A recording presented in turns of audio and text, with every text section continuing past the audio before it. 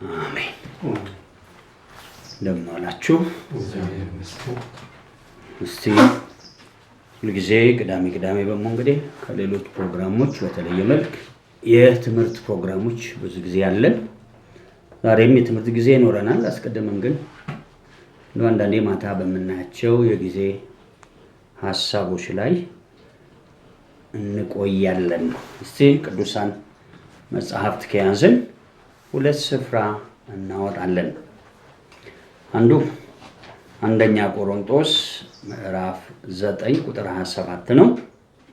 አንዱ ደግሞ ሁለተኛ ቆሮንቶስ ምዕራፍ 4 ከ1 እስከ 6 ይሆናል። ከአንደኛ ቆሮንቶስ ምዕራፍ 9 እንጀምራለን። እያወጣችሁ ያው ማርች 29 2025 በፈረንጆቹ እንግዲህ ሶስተኛውን ወር እየጨረስን ነው። ዓለማችን ወዴት እየሄደች ነው? በመላው ምህዋር ዓለሙ። ምክንያቱም ሁሉ ነገር ከእግዚአብሔር ከጸጋው ዙፋን ዘንድ እግዚአብሔር ወደሚፈልገው ሀሳብ ፍጥረት ሁሉ እንዲመጣ የእሱን መንግስት የሚያንቀሳቅሱ የመንግስቱ ካህናትና መኖች የሚባሉ መንግስታቶች የሚባሉት የቤተክርስቲያን ህዝቦች ናቸው። ይህንኑ ለመስራት ደግሞ ክርስቶስ ኢየሱስ በአብ ቀኝ ምን ሆኖ ቆሟል? መካከለኛ። በእሱ አማካኝነት ከሐዋርያና ሊቀ ካህን ጀምሮ ይህንን አገልግሎት የሚያገልግሉ የእግዚአብሔር መልእክተኞችና አምባሳደሮች አሉ። ከእሱ በታች የእግዚአብሔር መንፈስ አለ። ይህ ነገሮች በግድ እንዲህ ነው የመጡት። ልክ ፍጥረት ሲፈጠር አየር ኦዞን ምናምን እንደሚባል አዲስ ኪዳንም ውስጥ ስንገባ የጸጋ ሲስተሙን እንደዛው ነው መያዝ ያለብን። ይህ አንዳንዴ በሳይንስ ደረጃ ይሄ ኳድራቲክ ኢኩዌሽን የሚባላል። በተራ ቋንቋው ፕላስ ማይነስ መልቲፕሊኬሽን እና ምን ዲቪዥን እየተባለ በቃ ሰው በግድ ይማል። ዜሮ ብሎ አይ እኔ በቃኝ እስከ 10 ነው የምማረው ካለ ያው እሱ እግዚአብሔርንም እንደመገደብ ይቆጠራል። ስለዚህ እንዲህ ሳሰፋው በግድ እዛ ድረስ ካልሄድን በቃ አይሰራልም። ያው ዘመናዊ አፕሊኬሽኖች አሉ። አፕሊኬሽኑን ስትጭን ሁሉንም ካልጫን ወይም በተራ ቋንቋ አንዳንዴ አንድ ስልክ ስትደውል አንድ ቁጥር በተሳሳት እዛ ሰፈር ላይ አይሄድ እንዴት ኔትወርኩ ይሰራል? ያው ፈረንጅ የስልክ እውቀቱን አምጥቶ ስለዘረጋው እኛ በትክክሉ አፕሊኬሽኑን መጠቀም የኛ ለምን አነሳው? የዚህ ዓለም ጥበብ ሰባኪዎች አይደለም። ግን ሐዋርያው ጳውሎስ ለዚህ ፍጥረታዊ ሰው ምናዊ ነገር መንፈሳዊ ነገር ለእኛ ሞኝነት ስላልሆነ ወደዛ እንድንጓዝ እንግዲህ ዛሬ ወዳለን እረኛዊ አገልግሎቶች ከመግባት በፊት ሌሊት ካየሁት ነገር ጋር ትንሽ ላስቀምጥ የምፈልገው ነገር አለ። ወደ ቦታችን እንሂድ። እናንተም እዚህ እግዚአብሔር ፈቅዶ እየገባችሁ ካላችሁ የመጀመሪያውን መልእክት እናንብብ። አንደኛ ቆሮንቶስ ምዕራፍ 9 ቁጥር 27ን አነባለሁ። ከ24 ጀምሮ እንደው ለማያያዝ አጠር አድርጌ አነባለሁ። የተሻለ አገልግሎቶች በሚል ትንሽ ርዕስ ላይ እንቆያለን። እዛ ውስጥ ያው አፌ ላይ እንደተቀመጠ እግዚአብሔር እንዳስቀመጠው ያ በለዓም የተባለ ሰው እግዚአብሔር መልእክቱን ምኑ ላይ ያስቀመጠ ይላል? አፉ ላይ። ሁልጊዜ ይህችን ነገር በተደጋጋሚ ያነሳለሁ። ብዙዎቻችሁ ካስተዋላችሁት በጣም አስፈላጊ። ሙሴን በፈርዖን ላይ አምላክ ከማረጉ በፊት እግዚአብሔር ሙሴን ነብይ ያደረገና መናገር አልችልም ማለት ኃይሉ እንዲሰራብህ ይኸው የእግዚአብሔርን በትር ይዘህ ሄዳል። አፍ እንዲሆነ ደግሞ ማንን? አሮንን ሰጥቻለሁ። ምን ማለት ነው? አሮን አፍ ብቻ እንጂ ልቦና አይምሮ እዚህ ጋር ልመጣ ነው። እዚህ ሰፈር ነው የምቆየው። ይሄ ልቦና አይምሮ ማለት የውስጥ መንፈሳችን ማለት ነው። ከውስጥ መንፈሳችን ጋር በተገናኘ ልገባ ነው። ወደዛ ለመግባት ስፈልግ ለልቦናችንና ለዚህ አይምሮአችን ከዛ በመሃል ህሊና ኮንሽስ የሚባል ክፍል አለን። መመዘኛ ክፍል እንደው በጥሩ ሳይንስ ውስጥ ይውላችሁ እንደው ወደ ሳይንስ አልግባ እንጂ ይውላችሁ እቺን ስሙኝ። የሰው ልጅ አሁን ለምሳሌ መስኩላር ሲስተም ወይም የስጋ ሲስተም አለ። ከዛ ደግሞ የብለድ ሰርኩሌሽን የደም ቦምቦች ሲስተም አለ። ስንት ሆኑ? ሁሉም አጥንት ላይ ነው ተለጣጥፈው ያሉት።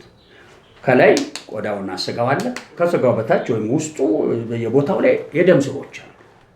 ከደም ስሮች ቀጥሎ ደግሞ ይህንን እንቅስቃሴ እንድናረግ የሚሰራ ነርቨስ ሲስተም አለ።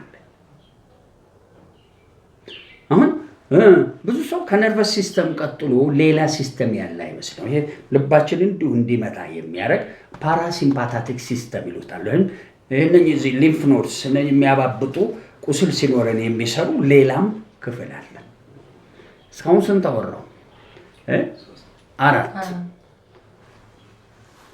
ማስኩላር ሲስተም፣ ብለድ ሰርኩሌሽን ሲስተም፣ ቀጣ ምን አለ? ነርቨስ ሲስተም፣ ፓራሲምፓታቲክ። ለምንድን ነው እነኝን 4ቱማ? በፍጹም ልብ፣ ሐሳብ፣ ነፍስ፣ ምን ጉልበትህ እግዚአብሔር አምላክህን ምን በል ይላል? ውደድ ይላል። እነኛ 4ቱ በዚህ መልኩ እዛ ከዛ ስታየው ውስጥ መጀመሪያ ተጣብቆ የሚገኘው ከአጥንት ጋር ሲምፓታቲክ ሲስተም ይባላል። ይሄ ልባችን እንዲሁ እንዲመታ የሚያደርግ ከዛ አብሮ መረብ አለው በጣም የውስጠኛው መንፈሳችን። ከዛ እሱ ላይ የተደረበ ነርቨስ ሲስተም አለ፣ አስተሳሰብ፣ ይሄ ብሬናችንን የሚይዝ ከሱ በላይ ብለድ ሰርኩሌሽን ይችላል፣ ከሱ በላይ መስል ይሆናል። ሁሉም አጥንት ላይ ምን ሆነው ነው ያሉት? ተሸክሟቸው ተያይዘው ነው ያሉት። ይሄ ጳውሎስ አንዳንዴ ይሰብከዋል። መልአካዊ ምናምን ተው አካልን ሁሉ በጅማት አጣብቆ በማን በክርስቶስ ራስነት አካል ሁሉ ማን እንደሚያሳድገው እግዚአብሔር ያድጋል ይላል። በጳውሎስ ጊዜው በደረሰበት ዘመን መረዳት እኛ ዘመን ላይ አምጥተን ይሄን መረዳት ማስቀመጥ አለብን።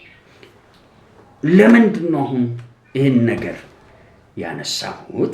እዚህ አሁን ላገለግለው ሳነብ ርዕሳችን የተሻለ አገልጋይነት ወይም የተሻለ አገልግሎቶች በተመለከተ እግዚአብሔር የሚፈልገውን ርዕስ አነሳና ያንን አገልግሎት ካለማድረጋችን የተነሳ የሚመጣ ምን አለ? ጥፋት አለ። ባጭር ኤልያስ እግዚአብሔር ነብይ ያደረገው ግን ኤልዛቤል አሳዳው ኤልሳ ወደሚባል ሄደ። ምን ማለት ነው? የእግዚአብሔር እቅድ በኤልያስ እስራኤልን ሁሉ መመለስ ነው። በማን ድካም ምክንያት? በኤልያስ ድካም ምክንያት በኤልሳ እንዲጠፉ ተደረገ። አሁን የኤልሳ አገልግሎት የኤልያስ ይበልጣል ሲባል በታምራት አንዱ 15 ሰራ፣ ሌላኛው ስንት ሰራ? 30 ሰራ። አንዱ ውክልና አለው፣ አንዱ በመታዘዝ የሚያገልግል፣ አንዱ በሰዓት ተነጥቆ ሄደ፣ አንደኛው ግን ሞተ። አገልግሎቱ በሰዓት የተነጠቀው የሚበልጥ መሆኑን የሚታወቀው ለምንድን ነው ሲባል አትሊስት እግዚአብሔር ወደ ፈለገው ነገር እስራኤልን ትንሽ አቅርቧል። ኤልሳ ወዴት ነው ወሰዳቸው? ጠረግረጋቸው እንዲወጣ። ከዛሄል ያመለጠ ማን እንዲገለው? እዩ። ከእዩ ያመለጠው ራሱ ይገድለታል። የመግደል አገልግሎት ይሻላል ይስ የመመለስ አገልግሎት ሲባል የትኛው ይሻላል? የመመለስ። ለምን አነሳው? አንድ ጊዜ ባዶ እንድትሆኑ ነው። ይሄ ሁሉ ዝባዘንክ ማነሳው አንድ ጊዜ አፍ ሆኖ እግዚአብሔር በበለዓም ላይ ተቀመጠና ተናገረ። የሰው ልብ ዝጋ ከተዘጋ እግዚአብሔር ቢናገርም አይሄድም። የሰው አይምሮ ምን ካላረገ ሶስተኛ ህሊና ኮንሽስ እና ሰብኮንሽስ ይሉታል። የህልም ዓለም የትዝታ ዓለም አለ። አንዳንዴ ዘግቶ ይዛል። በጥሩ ቋንቋ ኮምፒውተር ስትሰራው ሰብሩቲን አለው፣ ሜሞሪ ያለው፣ ከዛ ተወስዳለ። መጥፎ ሜሞሪ ካለ ይዘጋባ። ስለዚህ የውስጥ ህልምህም የትኛው የመመዘኛ ክፍልም መከፈት መቻል የማን ሐሳብ እንዲገባ። ስለዚህ ትንሽ እንደውም ባጭር ልንጸልይ ነው። ባዶ ሆነ እስቲ ዛሬ አንድ ነገር መለወጥ እንዲችል በአንተ ህይወት ብቻ አይደለም ያየሁት የሌሊት ጥፋት እንዲለወጥ በሀገር ብቻ አይደለም በዓለም አቀፍ ደረጃ የማይለወጡ ትንቢቶች እንዳሉ መጽሐፍ ቅዱስ ይናገራል። ግን ደግሞ በሰዎች ጥፋት በቀደመ አባቶች ጥፋት የሚቀየር እንዳለ ይናገራል። አንድ ስፍራ ለመሄድ ዳንኤል ትንቢተ ዳንኤል ምዕራፍ 10 ላይ መጽሐፍቱን አነበበ ላይ አስተዋለ የሚል ቃል ያስተዋለው ምንድነው? የ70 ዓመት የእስራኤል መከራ ምን እንደሚል ልክ በ70 ዓመት እንደሚያበቃ ምን ጸሎት ጀመረ? አስተውያለሁ። ለመሆኑ ስለ እስራኤል የሚሆነው እንዴት ነው? በኋላም ስለ ዓለም መጨረሻ ብሎ በዛ ባስተዋለው ተነስቶ ፍሬ ይዞ ወጣ። አሁን ህሊናችንም ልቦናችንም አይምሮአችንም ካላስተዋለ በስተቀር መሰባሰባችን ጥቅም የለውም። አሁንም ማስተምረ ውስብስብ ቢልም ይሄ እረኛዊ አገልግሎቶችን ለመግለጥ እየኖርን ነው መንገልጠው እንጂ ምን ሆነን አይደለም። ዝም ብለን ስለሱ ብቻ እያወራን ዛሬ የምንኖረው ኑሮ እየጠፋ መሆን የለበትም። ልናገር የፈለኩት የሌሊት መልእክት አለኝ ማለት ነው። እሱን ለማድረግ ሲፈልግ ግን እግዚአብሔር አንተ እኔ አፍ ላይ ተቀመጥ፣ የኔ ልብ፣ የኔ አይምሮ፣ የኔ ህሊና በአንተ እኔ አፍ ላይ ሆነ ለእኔም ተናገረኝ እንጂ አውቅ ያለው ብለን ሰብሩቲኑ ምናምን ቆላልፌ እግዚአብሔር እንዲናገር የሚፈልግ አይናገረኝም። ምን ብያለሁና ዘግቼዋለሁ። ሌላ ላይ አስቀምጥ። አንዳንዴ ካርናል ዓለም ይባላል፣ ስጋዊ ዓለም። ንዕማን ሁልጊዜ ይናገራል እግዚአብሔር ለመናገር። ንዕማን አንድ ጎበዝ ስራ ሰርቷል። የሚስቱ ገረድ አንድ እስራኤላዊ ነች። ባልሽ እኮ ማፈር የለበትም፣ በእስራኤል ምን አለ ነብይ ያለ እዛ ቢሄድ ይፈወሳል ብላ ስታወራ መጣችና ነገረችው። ሰውየው እንዴት እንደተከፈተ ከዶማነቱ ወጣ። ዶማ የሆነ ህዝብ አለ፣ ምስክርነት ምንም አይል። ይህ ሰው ያመነ ግን ስቲል ዶማ ነው። ለምን ዶማ ሆነ? የሚያውቀው ዓለም ካርናሉን ነው፣ የዚህኛውን ዓለም እንጂ የመንፈሱን ዓለም አሰራር አያውቅም። እንጸልይ ነው ይላችሁ። እኔ የግርግር ማዕት አይደለም ፈልግ እዚህ መጣው ነው እናንተም ጀምር ግርግር ሳይሆን የሆነች ለውጥ ባንተ በማይታየው ዓለምና በሚታይ እንዲሆን ለውጥ ማለት ደግሞ የሚገለጥ ፍሬ ያለው ነገር ማለት ነው። ወዛኛውም ዓለም እዚህ ስብሰባ ምናምን አያስፈልገንም። ወይም በጌታ ሁለት ሆናችሁ የምትሰበሰቡት እኔ ሆነ ይኖራል። ኢየሱስ እኮ ኖሮ ይሄዳል። መጥቶ አብሮ አለ ተብለ ወሬን አውርተህ ሊሄድ ይችላል። ምን ጥቅም አለው? እሱ የለውጥ አምላክ ነው እንበል። ለውጥ ከህይወታችን ጋር ለውጥ ከሲስተሙ ጋር መኖር። እግዚአብሔር የአክሽንም አምላክ ነው። አንዳንዶች የአሁን አምላክ ይሉታል። እምነት አሁን ነው ይላል። ጥሩ ነው። አንዳንዴ አዎ እምነት የኋላም ነው፣ እምነት ያሁንም ነው፣ እምነት የመቼም ነው። ግን በተወደደ ሰዓት ሰማሁ እንደሚል የተወደደ ሰዓት አንዳንዴ ያለ በመዳን ቀን ምን አደረኩ ረዳሁ እንደሚል የተወደደ ሰዓት አሁን ነው። የመዳን ቀን መቼ ነው? አሁን ነው። ስለዚህ ያሁን እንዲሰራብን ንዕማን አምኖ ዕቃ ይዞ ሀብት ይዞ ስጦታ ይዞ ተጉዞ መጣ። ሲመጣ የጠበቀው አየር እሱ እንደጠበቀው አጋጣሚ ሆኖ እንደው ምን አለበት እንደው ነብዩ ጥሩ ሰው ሆኖ ወጣ ብሎ እንዳመነበት ቢሰራ። ኤልሳ ሰው እንዳመነ አይደለም የሚሰራው። ማን እንዳመነ ነው? ራሱ ምንም እግዚአብሔርም ጋር ሄደ። ወክልና ስላለው እግዚአብሔር ጋር ሄደ። በጣም አስፈላጊ ርዕስ። ሶምሶን የሄደባቸው የፍልስጤም ምድር ላይ በሙሉ ማን መርቶት አይደለም፣ ቅባት ስላለው የሆነ ፍልስጤም ሄደና አንድ ቆንጆ ሴት ካየ ይገባል። ፍልስጤሞች እዛ ይተረማመሳሉ። እሷን ይዞ ሌሊት ሲተኛ ያድራል። ከዛስ ከበው መጣ ተብሎ ምን ሲባል እነሱ ደግሞ በምን እንያዘው በዚህ በውጭ በዚህ ነው ቢወጣ ይሄ የእነሱን የዓለም ጥበብ ይጠቀሙና ከበውት ሳለ ከእሷ ጋር ተኝቶ ይጨርስና ይነሳል። ውክልና ስላሉ በየት በኩል ይሄዳል? ሲያስበው ትልቁን በር ማንም አይከፍትም ስላሉ የት የሉም፣ ትልቁ በር ላይ የሉ። በዛ በኩል ቢሾልክ ብለው በዚህ በኩል ቢሾል እሱ ሄደና ዋናውን በር ነገራ ገነጠለውና ወደ ሰማይ ያዘው። ተለቀቆ በር እንደሱ በስንት ሸክም የሰሩት። ወዲያው ደግሞ ቤተለው ጥሩ ለመውጣት ብቻ አላደረገውም፣ ዳግም እንዳይሰሩት በሩን የጣለው። ምን እንዳይነኩ ብሎ ነው መሰለኝ። ያን መሰለ ቅባቴን እንዳይነው ታራራ ላይ ወስዶ ፈጠፈጠ። በቃ እንዳይሰራ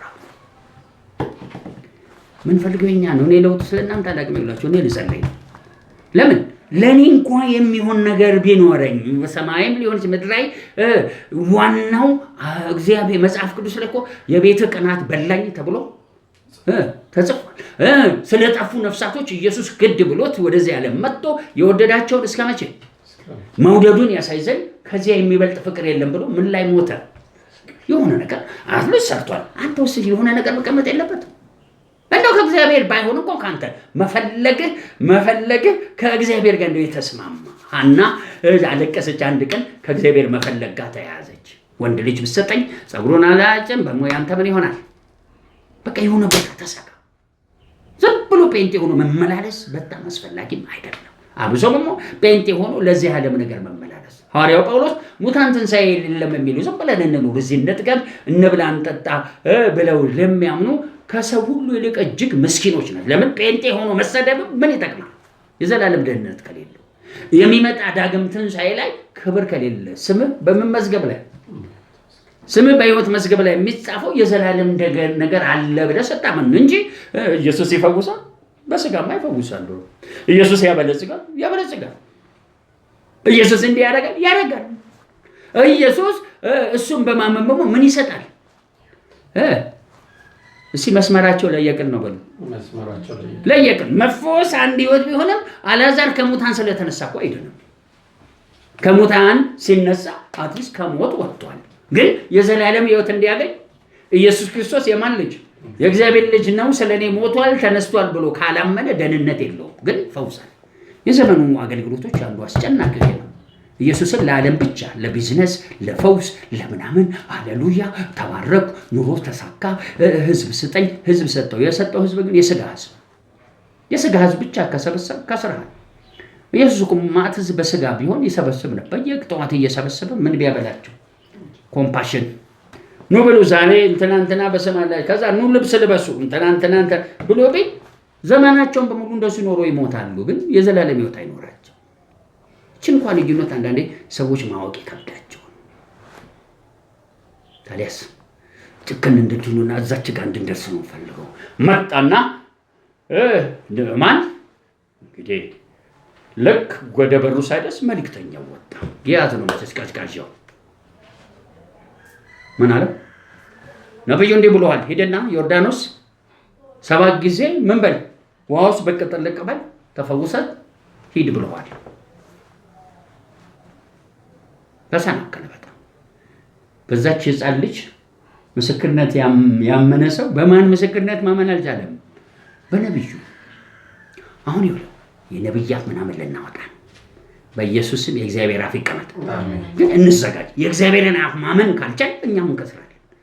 ከዛ እኔ እኮ ፈፋ ምናምን ስንት ወንዝ ሀገር ያለ እኮ የምን ሰዎች የሶሪያ ሰዎች እኮ የታወቅን በጀግንነት በምናምን ወይም እንደ ኢትዮጵያኖች የስንት ሺህ ዓመት ታሪክ አለን። የ3000 ታሪክ አለ። በጣም በለበት ነገራን ዝግነህ ወረዲ ሰብሩቲን እዛ ሜሞሪ አድርገህ የምታመጣው ህልም ዓለም የተሳሳተ ክርስትና የድሮ ሃይማኖታችን ባይኖር ክርስትና እዚህ ምድር ላይ በጠፋ ነበር ብሎ የሚያምን ክርስቲያን ሩቅ ነው ገና ለደህንነት። ለምን አይሁዶች ኢየሱስን ሲሰቅሉ የህጉ አሁን ይዘውት ያሉት ከእግዚአብሔር አርቋቸዋል። ሁለተኛ ዘፍጥረት ማን ነው የሐዋርያት ሥራ ምዕራፍ 15 ላይ ህጉን የደባለቁና እንዲህ አይነት ሃይማኖት የጀመሩ እየራቁ ሄዱ። ኢትዮጵያ በጣም ከኢየሱስ ርቃ ሄዳለች። ምን ታሪክ ብለ 3000 9000 5000 2000 100 ምናምን ዓመት አትበለን። ለምን ሰብሩት ሜሞሪ የተበላሸ ኢየሱስን እንዳትነካ ይዘጋባ። ሲልባችሁ ተቀመጠ የተቀመመ ሽቶ። አንዳንዴ ወንጌል ሽቶ ነው ይላል። የምን ሽታ ነን ይላል? የህይወትና ሽታ እንደ ሽቶ እና መጽሐፈ መክብብ ላይ እንዲህ ይላል የተቀመመ ሽቶ። ሽቶ ሲቀም በብዙ ድካም ነው። የሞቱ ዝንቦች እንደሚያገሙት በእንትን ሰምተን አናውቅም። ዝንብ እዚህ ጋር ብትሞት ቤቱን ታገማለች። ሰምተን ድርቅ ትላለች አለች። የሆነ ትንኝም እንዲሁ ነው። የተቀመመ የተደከመበት ሽቶ ላይ ግን የሞተ ዝንብ ቢቀመጥ ሽቶውን ያገመዋል። በጣም አስደናቂ ነው። በጣም የተደከመበት ይሄ የምናወራው ወንጌል በጣም ምን ያለበት ነው የተደከመበት እግዚአብሔር የሚባል በእኛ መልክ መጥቶ መቀራኔው መስቀል ላይ የሞተበት ሲሞት አጣጥሮ ጸልዮ ይህ ታላቅ የዘላለም ሞት መስዋዕት የከፈለበት ከምን የበረታ ነው? ከሽቱ ትንሽ ምክንያት አቅላላ የወንጌልን ክብር ይዞ እንደሚሄድ ያዕቆብን በደብዳቤው ትንሽ ያስተነቅቃል። 99ን ታዘ ባንቱ ብትወድቅ ይላል። አንተ ኢየሱስም አንዳንዴ ያስተነቅቃል። ከትእዛዛቶች አንዱን ብታልፍ ወዮልህ ይላል። አንዱን ሕፃን ብታሰናክል የምን ድንጋይ በቃ በጣም ከሽቱ የተቀመ። እኔ አንዳንዴ ወንጌልን እንዴት እናስቀምጥ? ኢየሱስ እንደምንም በዛ ዘመን አስቀምጡታል። አንድ ሰው ነጋዴ ድንገት አንድ መሬት ሲቆፍር እንቁ አገኘ ይላል። ከዛ እንቁን ሸፈነና በጣም ያን ቦታ ለመግዛት ምን አረገ ይላል? ያለውን ሁሉ ሸጦ ያችን ውድ መሬት ገዛ። ትንሽ ነች እኮ ግን መዘል አለባት። እዛ ውስጥ ያለ እንቁ 1 ኪሎዋ ወይም እንትን ያወጣት ሲሸጥ እሱ ያገኘውን ዘመኑን የለፋውን አይደለም ለዘመኑ ሙሉ የሚሆን ምን አለው? እንቁ ውድ ስለሆነ ወንጌላችን ከዚህ ጋር አመሳስሎ ያስቀምጠው ከዛም በላይ ከዛስ የሞቱ ዝንቦች እንደሚያገም ትንሽ ስንፍና ክብርና ጥበብን ይዛ ትሄዳለች። ከዛ ወደ ውስጥ ሊሄድ ነው። ምን ይሁን እኛስ የሚያገማን? ለምን ሽቶ በድካም እንደመጣ ዝም ብለህ መሬት ላይ አርሰ እንደምትበላው አይደለም ወንጌል። አሁን የምናወራው በምድር ላይ በጣም ከዚህ ያለ ካርናሉ ዓለም ያለ ነገር ሁሉ አይወዳደረው ወንጌል። ታዲያ ማን ይተርፋል? ማንም። እንደዚህ ነው ሐዋርያቶች በጣም ግራ የገባቸው። አሁንም ልንጸልይ ነው። ምን ልንጸልይ ነው? ወረድና ተናገር እንጂ መጥቼ ዝም ብዬ ምን አልሄድም። በቃ ዝም ብላችሁ የምትሄዱ አትምጡ። ዝም ብሎ መጥቶ ለመሄድ እዚህ የሚመጣ ሰው አንፈል። ለምን? በመጽሐፍ ቅዱስ ታሪክ ወደ ኢየሱስ መጥተው ብዙ ከገዛ ወገኖቹ ይልቅ እነኛ አሕዛቦች አደነቀ ኢየሱስ። አንቺስ ማን ይነካኝ አለ። ኃይል ወጥቷል። ማን ይነካኝ? አይዞሽ እምነትሽ።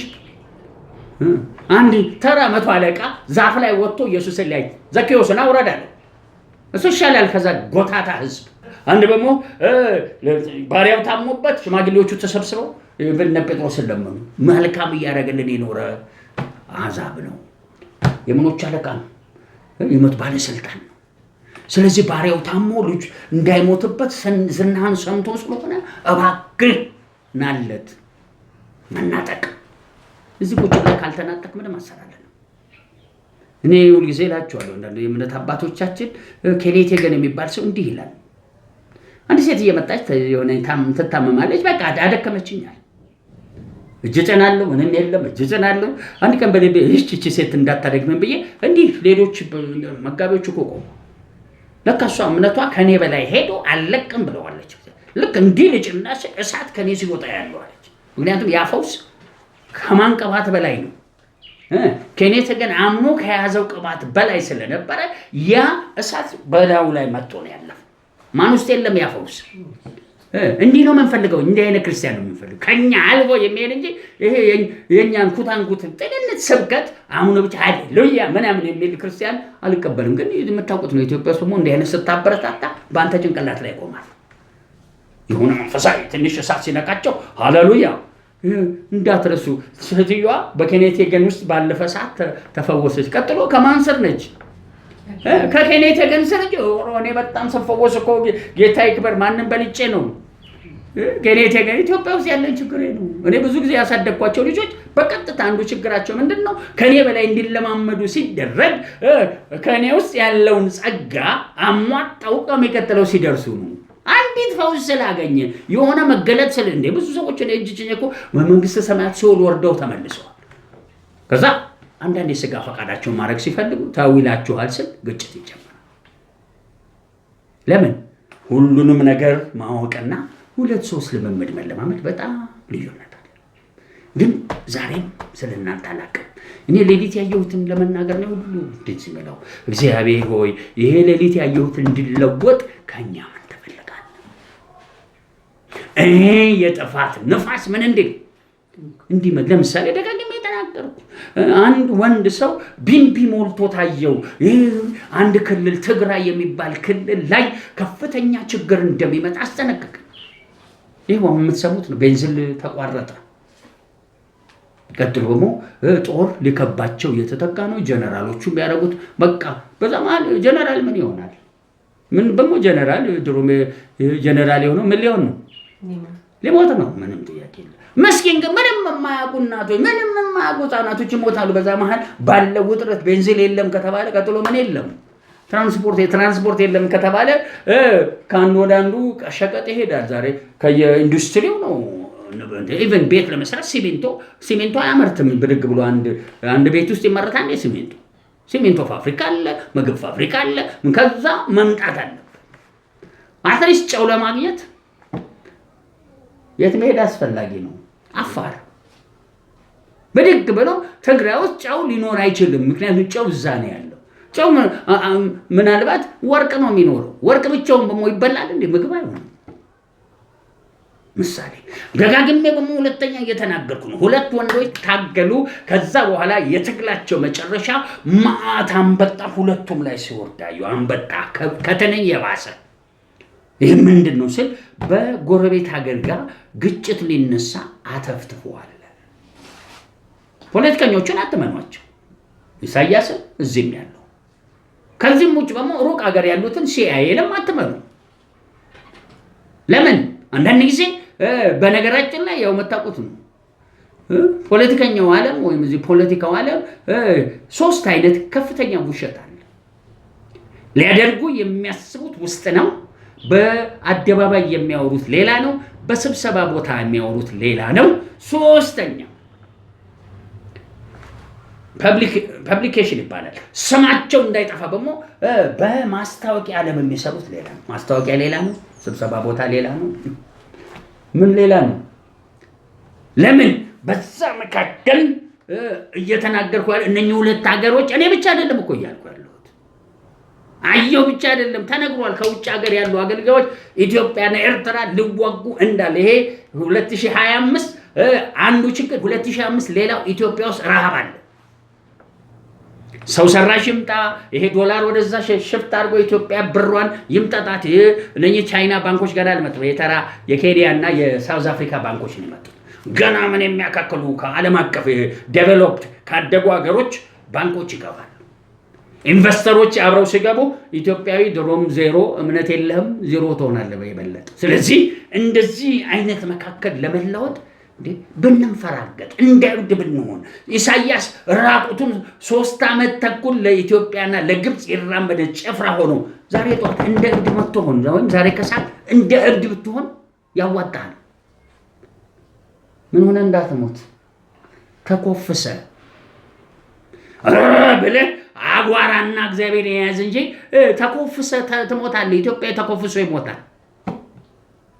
እዚህ ተኮፍሽ ያልሞትም በሉ በቃ ጥሰን እንወጣ ዘንድ እግዚአብሔርን እንፈልገው ዘንድ ልባችንን እናነሳሳለን እንጂ አላህ እንዳለ እውቀት የሌለው ኤሊ የተባለ የፈዛዛ ካህን ነብይ መጥቶ ይነግረዋል። ልጆችን አደብ አስገዛ ይለዋል። ፈራቸው። ከዛስ ትንሹ ሳሙኤል ራእይ ያየና ነገር ጆሮ ጭው የሚል ነገር ሊሆን ነው። እሱ እግዚአብሔር ደስ ያለው እንዲህ አይነት ንፍጣም ነብያ ወይም ካህን አይጠፋም። መለወጥ ሲችል እግዚአብሔርን ለምኖ ልጆቹን ገስጾ ከእምቢ ካሉ ደግሞ ሌላ ካህን ሾሞ እስራኤልን ማስጣር ሲገባው ኤሊ የታባቱ ምኑም ተቆርጦ ሞተ። እሱ ራሱ አንገቱ እንዴት ቢወድቅ ነው? እስቲ መናፍስት ጣለው ነው ተሰልፎ ስለሰጣ አንገቱን ተሰብሮ ወደቀ። በኢየሱስ ስም አይዋለሁ እግዚአብሔር ከዚህ ምድር ላይ ያንሳ። ያለ ነቢያት ምን የሚባል ሐዋርያ እነ ፓስተር ዳንኤል መኮንን ይሄ ተለለቆቹ ከዛ ቀጥሎ እኛም ራሳችን እኛም ትንንሾች አይደል እልኳል ያሳይ። አሁንም አይሆንም ነግራችሁ እዚህ ምድር ላይ አንገት ሊሰበር ነው። የማን የአገልጋይ ሰፈር ወገኖች። እቺ ምድር ያላት ሲስተም በዚህ ቀጥሎ ኢትዮ ኤርትራ ጦርነት ቢነሳ ውስጥ ልሰበትን ሶስተኛ ካርድ ለዋለሁ እኔ እቺ ሀገር በአንድ ላይ ባሪያ ሊያረጋት የፈለገ መንፈስ አለ። እርኩስ መንፈስ ነው። በሷ እምቢ ካለ በክልል ሊገዛ የፈለገ እምቢ ካለች ምድሪቷን ይበጠብጣል። ይሄም ማስቆም የሚችል ምኖች ናቸው? ቅዱሳን እግዚአብሔርን ለምነው እንዲለወጥ ካላረግን በትክክል 2025 ያለ አንተ ቤት እንጀራ ማጣት ይገባል። እኔ በዚህ ዘመን አብሶ በዚህ በመጋቢትና ከየካቲትና መጋቢት ልክ ለሰው ሲጸልይ አንዳንድ ቦታ በቃ የችግር እንደኛ አጽም የሆኑ መናፍስቶች ምድሪቷ ላይ ከዛ ያመኝ ጀመር። ለምን? በጣም ተራ ችግረኞች ቤት ሲሄድ ያ ስሜት ይሰማ ይገስጽና ከዛ ተጎበኘን ይሉኛል። አሁን የመጣብን ምን አይ አጽም ነው አገር አቀፋ አገሪቷን በሙሉ ሊበላ የሚፈልግ የችግር መናፍስ ድሮ እንደሚባለው የሁሉ ረሃብ የትግራይ ረሃብ ተብሎ እንደሚጠራ አሁን ደግሞ በሀገር አቀፍ ደረጃ የሆነ ረሃብ ነው እያየው ያለው። እግዚአብሔር አይለውጥም። ለምን አይነት ሰዎች ከቤተ ገል እጁን ሲጭንለት አለጠል ኢየሱስ በሚጓዝበት ሰዓት ቀሚሱን የዳሰሰች ሾላ ዛፍ ላይ የወጣው ጠንክረው የቆሙ ሰዎች ድል ነስተዋል። ምክንያቱም እግዚአብሔር ቀድሞ ልጁን ሲሰጥ ዓለምን ሁሉ እንዲሁ ወዶ ስለወደደን መውደዱን እንዲያጸናልን ማድረግ የኛ ፋንታ። ታዲያስ ይሁን ወዴት እንዲሄድ ነው የምንፈልገው? መጀመሪያ ባዶ እንሆን። አሁን እያነበብኩ ይሄድና እኛ ውስጥ ሆኖ የሚዋጋን ቅድም እንደምለው ያን የመሰለ ሽቶ በሞተ ዝንብ እንደሆነ የሞተ ስራ ህይወት ካለ ትንሽ ስንፍና ካለ ትልቅ ስንፍና የለም። ትልቁ ስንፍና በመጽሐፍ መዝሙረ ዳዊት ላይ ሰነፍ በልቡ እግዚአብሔር የለም ይላል። ይሄ ትልቅ ስንፍና። ትንሿ ስንፍና መጽሐፍ ቅዱስ ላይ ከስጋ ስራዎች አንዱ ስንፍና ይለዋል። እግዚአብሔር በተገባ ሰዓት የተገባውን ስራ ሲል ያችን ባለመስራት ባንተ ህይወት የሚመጣ ውድቀት ያቺ ምን ስንፍና ትባላለች? ውድቀቱ ያው ነው። ታዲያ ሰው አንተም ወድቀሃል፣ ያም እግዚአብሔር የለም ያለው ወድቋል። ሁሉም ከወደቅ የጊዜ ጉዳይ እንጂ እኩል ውድቀት ነው። ታዲያስ ንዕማን ባሪያዎቹ አጥብቀው ለመኑት፣ እሺ ብሎ ሄደ። የሕፃኗን ምስክርነት እንዳመነ የኤልሳን አመነ። እኛም ከኤልሳ ልንወጣ ነው። እስቲ አሜን። ማንን እናምናለን? እግዚአብሔር። የሰማነውን ማን አመነ? የእግዚአብሔር እስክንድ ለማን? ስለዚህ ጥቂት ደቂቃ የምሰብከው በቃ መነሻዬ ንግነጣጥሉ ሰብሩቲናችን ላይ የሚከለክል ህሊናችንን የሚያደነዝዝ የተሳለውን የክርስቶስ መስቀል የሚወስድብን ልቦናችን ውስጥ ያለ ሸለቆ እዚህ ጋር ያለ ደነሳሴ ባይኖራችሁ መታደስ ያየሁትን ነው የምነግራችሁ። ዝም ብዬ የምለፈልፍ እንዳይመስላችሁ። ያየሁትን ካልለወጥን በስተቀር ዛሬ ሌሊት ያየሁት ደግሞ ዝች ምድር ላይ ሊፈጸማል። እንዳይፈጸም ዛሬ እንደ እብድ ልንሆን ነው እንዲህ የምሰብከው። እንደ እብድ ይውላችሁ። እሺ ማዳን ለእግዚአብሔር በአንድ ሰው ይበቃዋል። በጥቂትም የመሰብሰብ የመንጫጫት መዓት አይደለም። ግን እኔ ሌሊት ጸልዬበት ለአደባባይ እዚህ ለምታዩኑ የማወጣበት ምክንያት ለውጡን ደግሞ አንድ ጊዜ እኔ ራሴ ላመጥ ነው። ጳውሎስ ምን ይዞኛል እንዳለ ምጥ ይዞኛል እንዳለ ልጸልይ ነው። ከመጸለይና አሁን እነኚህ ቃሎች ከማንበብ በፊት ጌታ ሆይ ቴዲ ላይ ምን ሆነ ተቀመጥ። አፍ ከማን ልብ የሆነ ይምጣ ነው? ካንተ የሆነ ቴዲ ልብ የለውም እንዴ? ምን አለኝ? አይኑር ከታ ህሊና አለ። ህሊና ምን ማለት ነው? አሁን ለዚህ ወንድም ይሄን ነገር ባስጭነው እንደው ይከብደው ይሆን በዚህ ህሊና አለ። እግዚአብሔር ግን ከመጣ እስቲ አሜን። ማንን ታምኖ ነው የሚሰራው? ራሱን ታምኖ በቀራኔው መስቀል በትንሳኤ በኪዳን ውስጥ ያለውን ክብር ታምኖ ስለሚሰራ ይሄ ልጅ ሲሰብረው መልሶ መጠገን ይችላል። ምክንያቱም እኔ በማገለግለው የኔን አቅምና እግዚአብሔር በሚያገለግለው የእግዚአብሔር ልዩነት አለ። ለዚህ ነው እንወቅ እናውቀውም ዘንድ እግዚአብሔርን እንከተል። እንደምን እናገኘዋለን? እግዚአብሔርን ነው የሚለው። ቴዲን አይልም። ለምን አይልም? ቴዲ ሰብሩቲኑስ ምናልባት አንተን ሲያይ እንደ ኢትዮጵያዊ ካየህ አለቀ።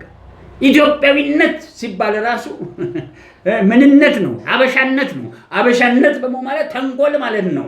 ተንኮል ማለት ደግሞ ከኔ ጋር የበላ መልሶ ምን ሆነ እንደምን ባጎረስኩ ምን አደረኩ ተነከሱ አለ። በቃ ኢትዮጵያዊነት አብሮ የሚሰራ ይሄ መሬቱ መራራ እንደሆነ መንፈስ አለ። መራራ መንፈስ የመሬቱ ያየሩ የኢትዮጵያዊነት አይል። ኢትዮጵያዊ መልኩን እንደማይቀር ክፉ የለመድክ እስራኤል እንዴት መልካም መልሰት ታደርጋለህ? ይህንን ሁሉ ለመሻር ብለን እንደ እብድ ሆነን ጌታ ሆይ አንድ ጊዜ በማልረዳው መልኩ እንኳን ተናገረን። በዚች ግንባሬ እንዲናገኝ ይናገራል። በዚች በአይኔ ይናገራል። በምንም ብቻ ለእኔም ለእናንተም ተናግሮን የሆነ ለውጡን ለመጀመር ደግሞ የሚሰበከው ቃል በአይናችን ላይ ምን እንዲበራ ኢየሱስ አጠቅሶ አይናቸው ምን አለ ተከፈተ። እባካችሁ ጆሮ አለን፣ አይን አለን፣ አፍንጫ አለን፣ ሊዳስስ ሰውነት አምስቱ ስሜቶች አሉ። እሱ ውስጥ ደግሞ ዳግም ተወልደን የልዑል የእግዚአብሔር ልጅነት መልክ ውስጣችን ከክብር ወዴት አጭር ጸሎት እንጸልይ። እንጸልይ እስቲ ፈልጉት።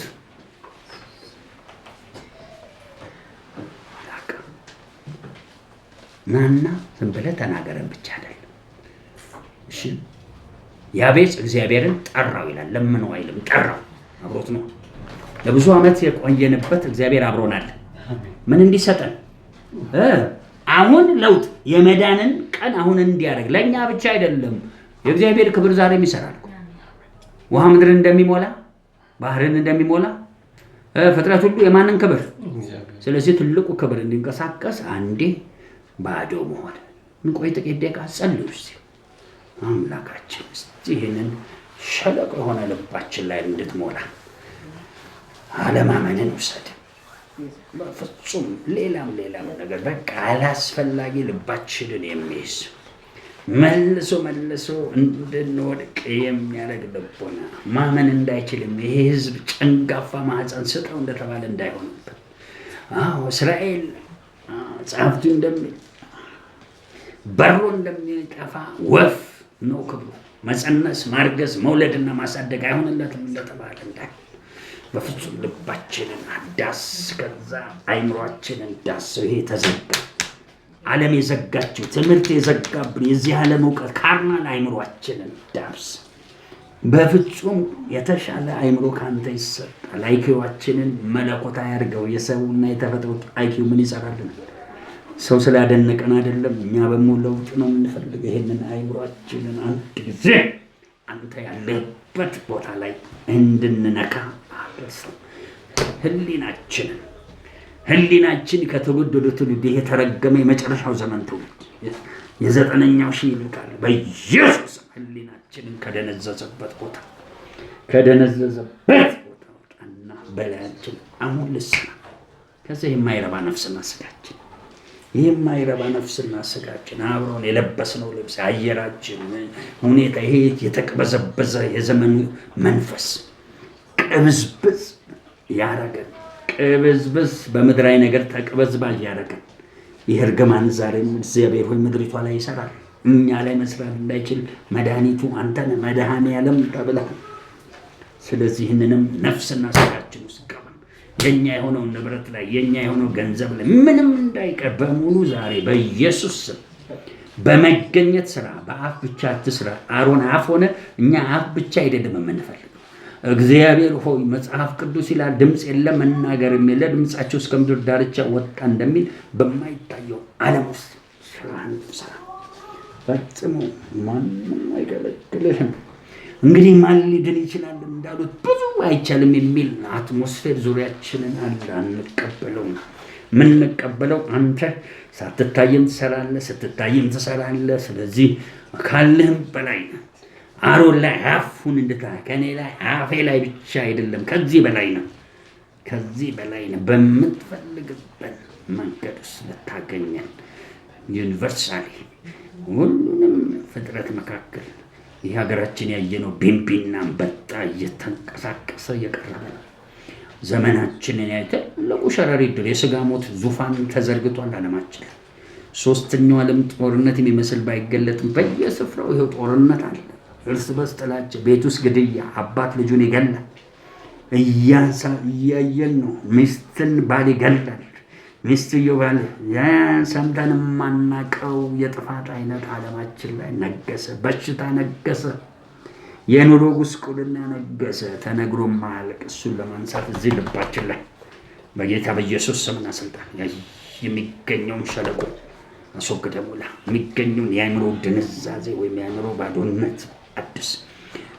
ህሊናችንን በኃይል ሙላ። ከህሊናችን አልፍ ነፍስ፣ ጉልበት፣ ከዛ ተጽዕኖ በሙሉ በላያችን ላይ ሆኖ እንዲራመድ አንድ ጊዜ ሳምሶን አምላክ ይህ ቀን የመዳን ቀናችን ይሁን። የተወደደ ሰዓታችን ይሁን።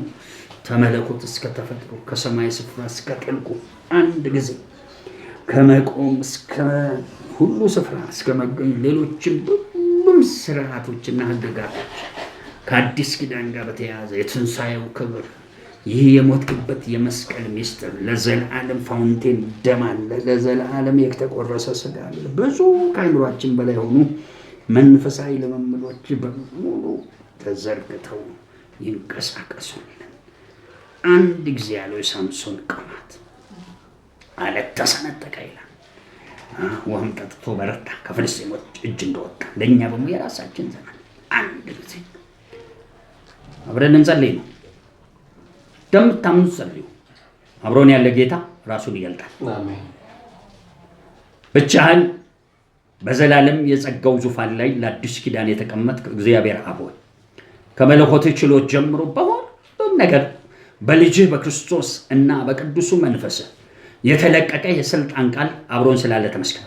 ወሰን የሌለው ጸጋ በዓለም ሁሉ እሱም ተራ ባልሆነ የመላእክት ስርዓት በመለኮት ክብር ተለቋልና ተመስገን።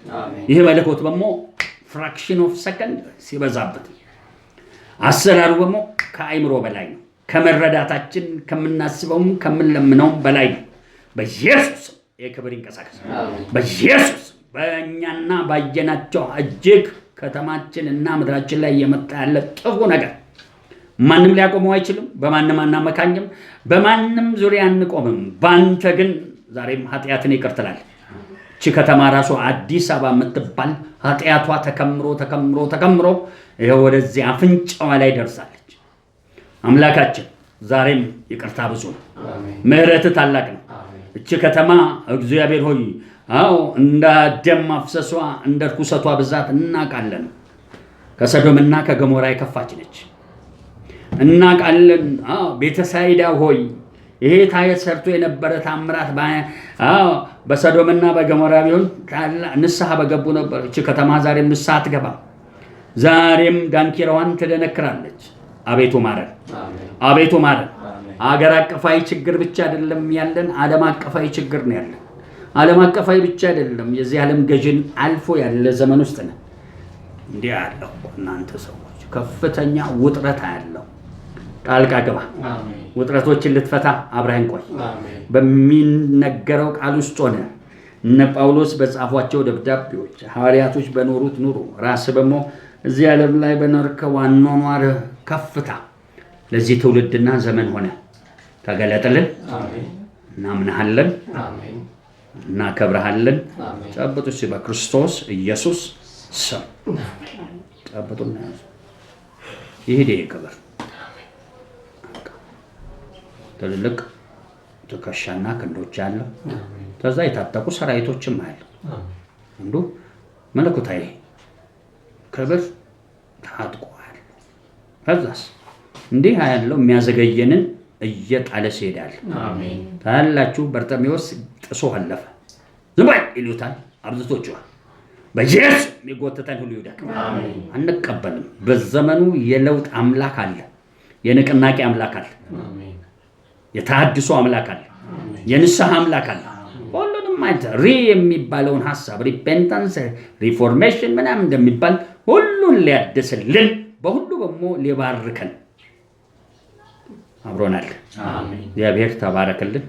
እባክህ ፈጽሞ ሳትለውጥ ነገራችንን በፊትህ አንለቅህም። አምነን በሞ ቆመናል። አብረህን ቆይ በኢየሱስ።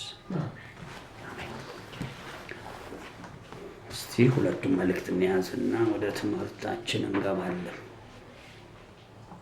አንደኛ ቆሮንቶስ ምዕራፍ 9 ትንሽ መለስተኛ ከደብዳቤው ለአነስተኛ ገና ሁለተኛው ቆሮንቶስ ብስለት ውስጥ ላልገቡ የመጀመሪያው ቆሮንቶስ ሰዎች ከኋላ ታሪካቸው የታወቀ ነው። አንዱ አፖሎስ አንዱ ኬፋ ነኝ ይላል።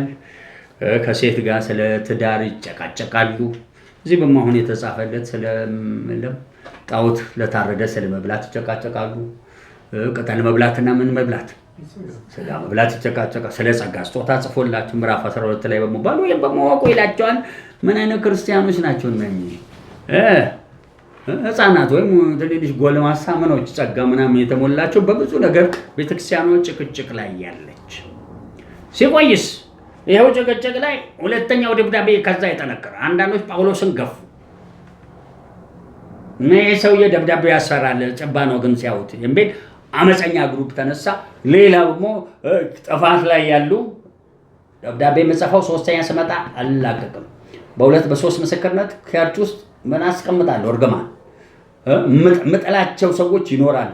ሶስተኛ ሌሎቻችሁ ደግሞ በእምነታችሁ ላይ ሌላ ጫና አልጭንም ብሎ ከመሄዱ በፊት ስንተኛው ደብዳቤ ጻፈ? ሁለተኛው። ለምን አነሳው? እነሱ የራሳቸው ዓለም ውስጥ ነበሩ። እነሱ በደረሱበት በዛ ዘመን ሃይማኖታዊነት ምናምን ባለው፣ እኛ ደግሞ በጣም ውስብስብ ዘመን፣ ለምን ተፈጥሮ የተወደሰበት ዘመን፣ ድመት አበባ ምን ያለ ሰው በተፈጥሯዊ ነገር ምን የተለበ እንስሳ የሆነበት ዘመን፣ ሁለተኛ እንደው በተፈጥሮ ደግሞ እስከ ኒክሌር ቦምብ በሉት በሜዲሲን ከሱ ከፍ በደስቶ ደግሞ ሰዋዊ ስርዓት በጣም የገነነባት ኢኮኖሚ፣ ሶሻል ላይፍ፣ ፖለቲካው የበላይ ሆኖ ሃይማኖቱ ኢቭን የተናቀበት ዘመን ነው። ለምን እነ ማርክስ እነ ኤንግልስ እነ ሌኒን መጣው እግዚአብሔር የሚባል የለም የሚባል ዘመን ውስጥ ነው ያለ ነው። መሞነሱን እንደምንም አልፈ ቆይስ ስትል ደግሞ ጌቶች የሚባሉ አለ። ጳውሎስ እዚህ ጽፎታል። ብዙ አማልክት አለ፣ ስንት እግዚአብሔር አለ። አንድ ዝም ብሎ የምድረ ዛር የቤተ ቃልቻ የነገሰበት ቲቪ ሁሉ ወርሰዋል።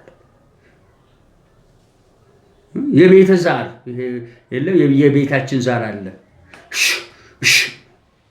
ከዛ ስክስ ያዚ እንዴ ትግርኛው በሞ አለ ሀብታም ያማማማ ሀታታ ከዛም ኤርትራኛም ያው ሌላ የለም እንዴ። እኛ ድሮ በልጅ ሆነን ምንድነው የሚባለው ህብረት ትርኢት አለ። ህብረት ትርኢት ላይ አማርኛ የሆነ ከዛ ሁልጊዜ የመጨረሻ የወላይትኛ ህፃን ስለሆነ ወላይትኛ እንጨቱን ይዘና ሰማይ ላይ ይደርሳል ሰውየው። እኛ ልጅ ስለወረ ሰውየው የት ነው የሚሄደው እንላለን። የወላይታኝ ጭፈራ ታውቃላችሁ በሙም ይላል። ዛሬ እነሱ ምን ያሉበት የነገሱበት ተቀድሰው ነው ጴንጤ ቤት የገቡት ጥያቄ ነው። ጴንጤዎች በድሮ ዘመን እንደዚህ አይነት አሰራር የለንም ነበር። አንድ ሰው ጌታን ሲቀበል ዘፈን ያቆማል። አንድ ሰው ጌታን ሲቀበል ይሄ ድራማ ምናምን ይሄ ዝም ብሎ ፊክሽን ነገር ያቆማል። አሁን የተቀቡት አገልጋዮች ደግሞ ያበረታታል።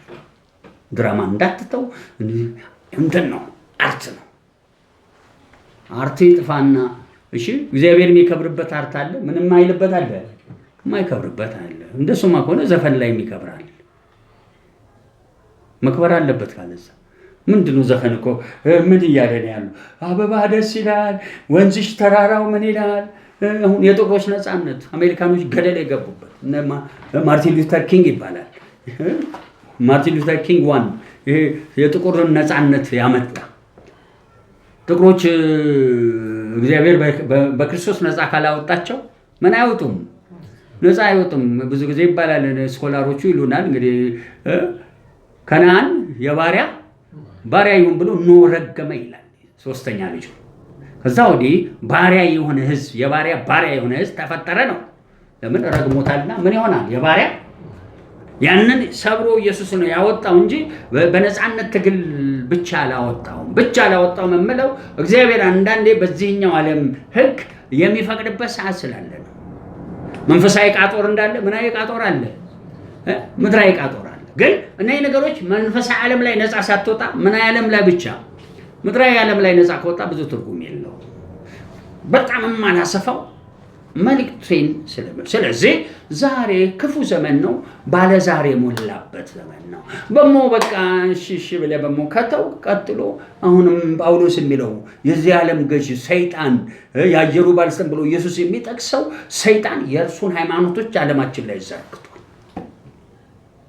የሆነ ልምምድ ተገለጠ፣ ምን የሆነ መልአክ ተገለጠልኝ ምናምን ተብሎ ኢየሱስ ክርስቶስን የጸጋ ወንጌል ያክፋፋ ብዙ የጨለማ ሃይማኖቶች ተዘርግተዋል። ውጊያችን ደግሞ ከደምና ከሥጋ ጋር ሳይሆን ከምንድን ነው? ከመናፍስቶች ጋር፣ ከሰይጣን ከዳቢሎሶች ጋር እንዲል አስቀምጠው።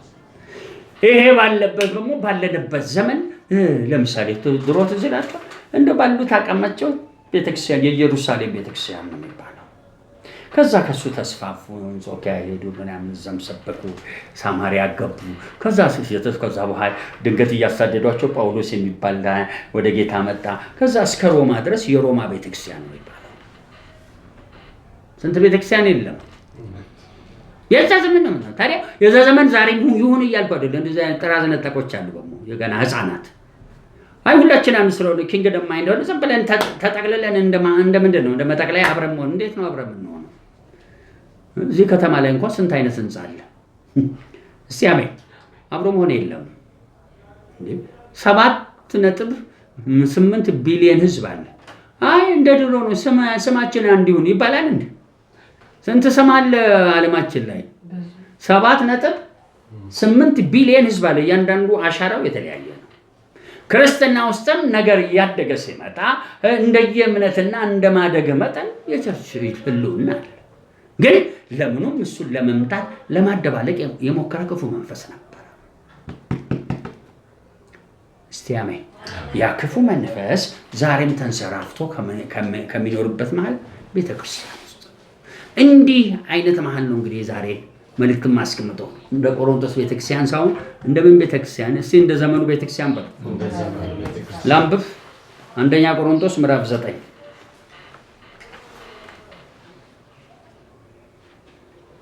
የተሻለ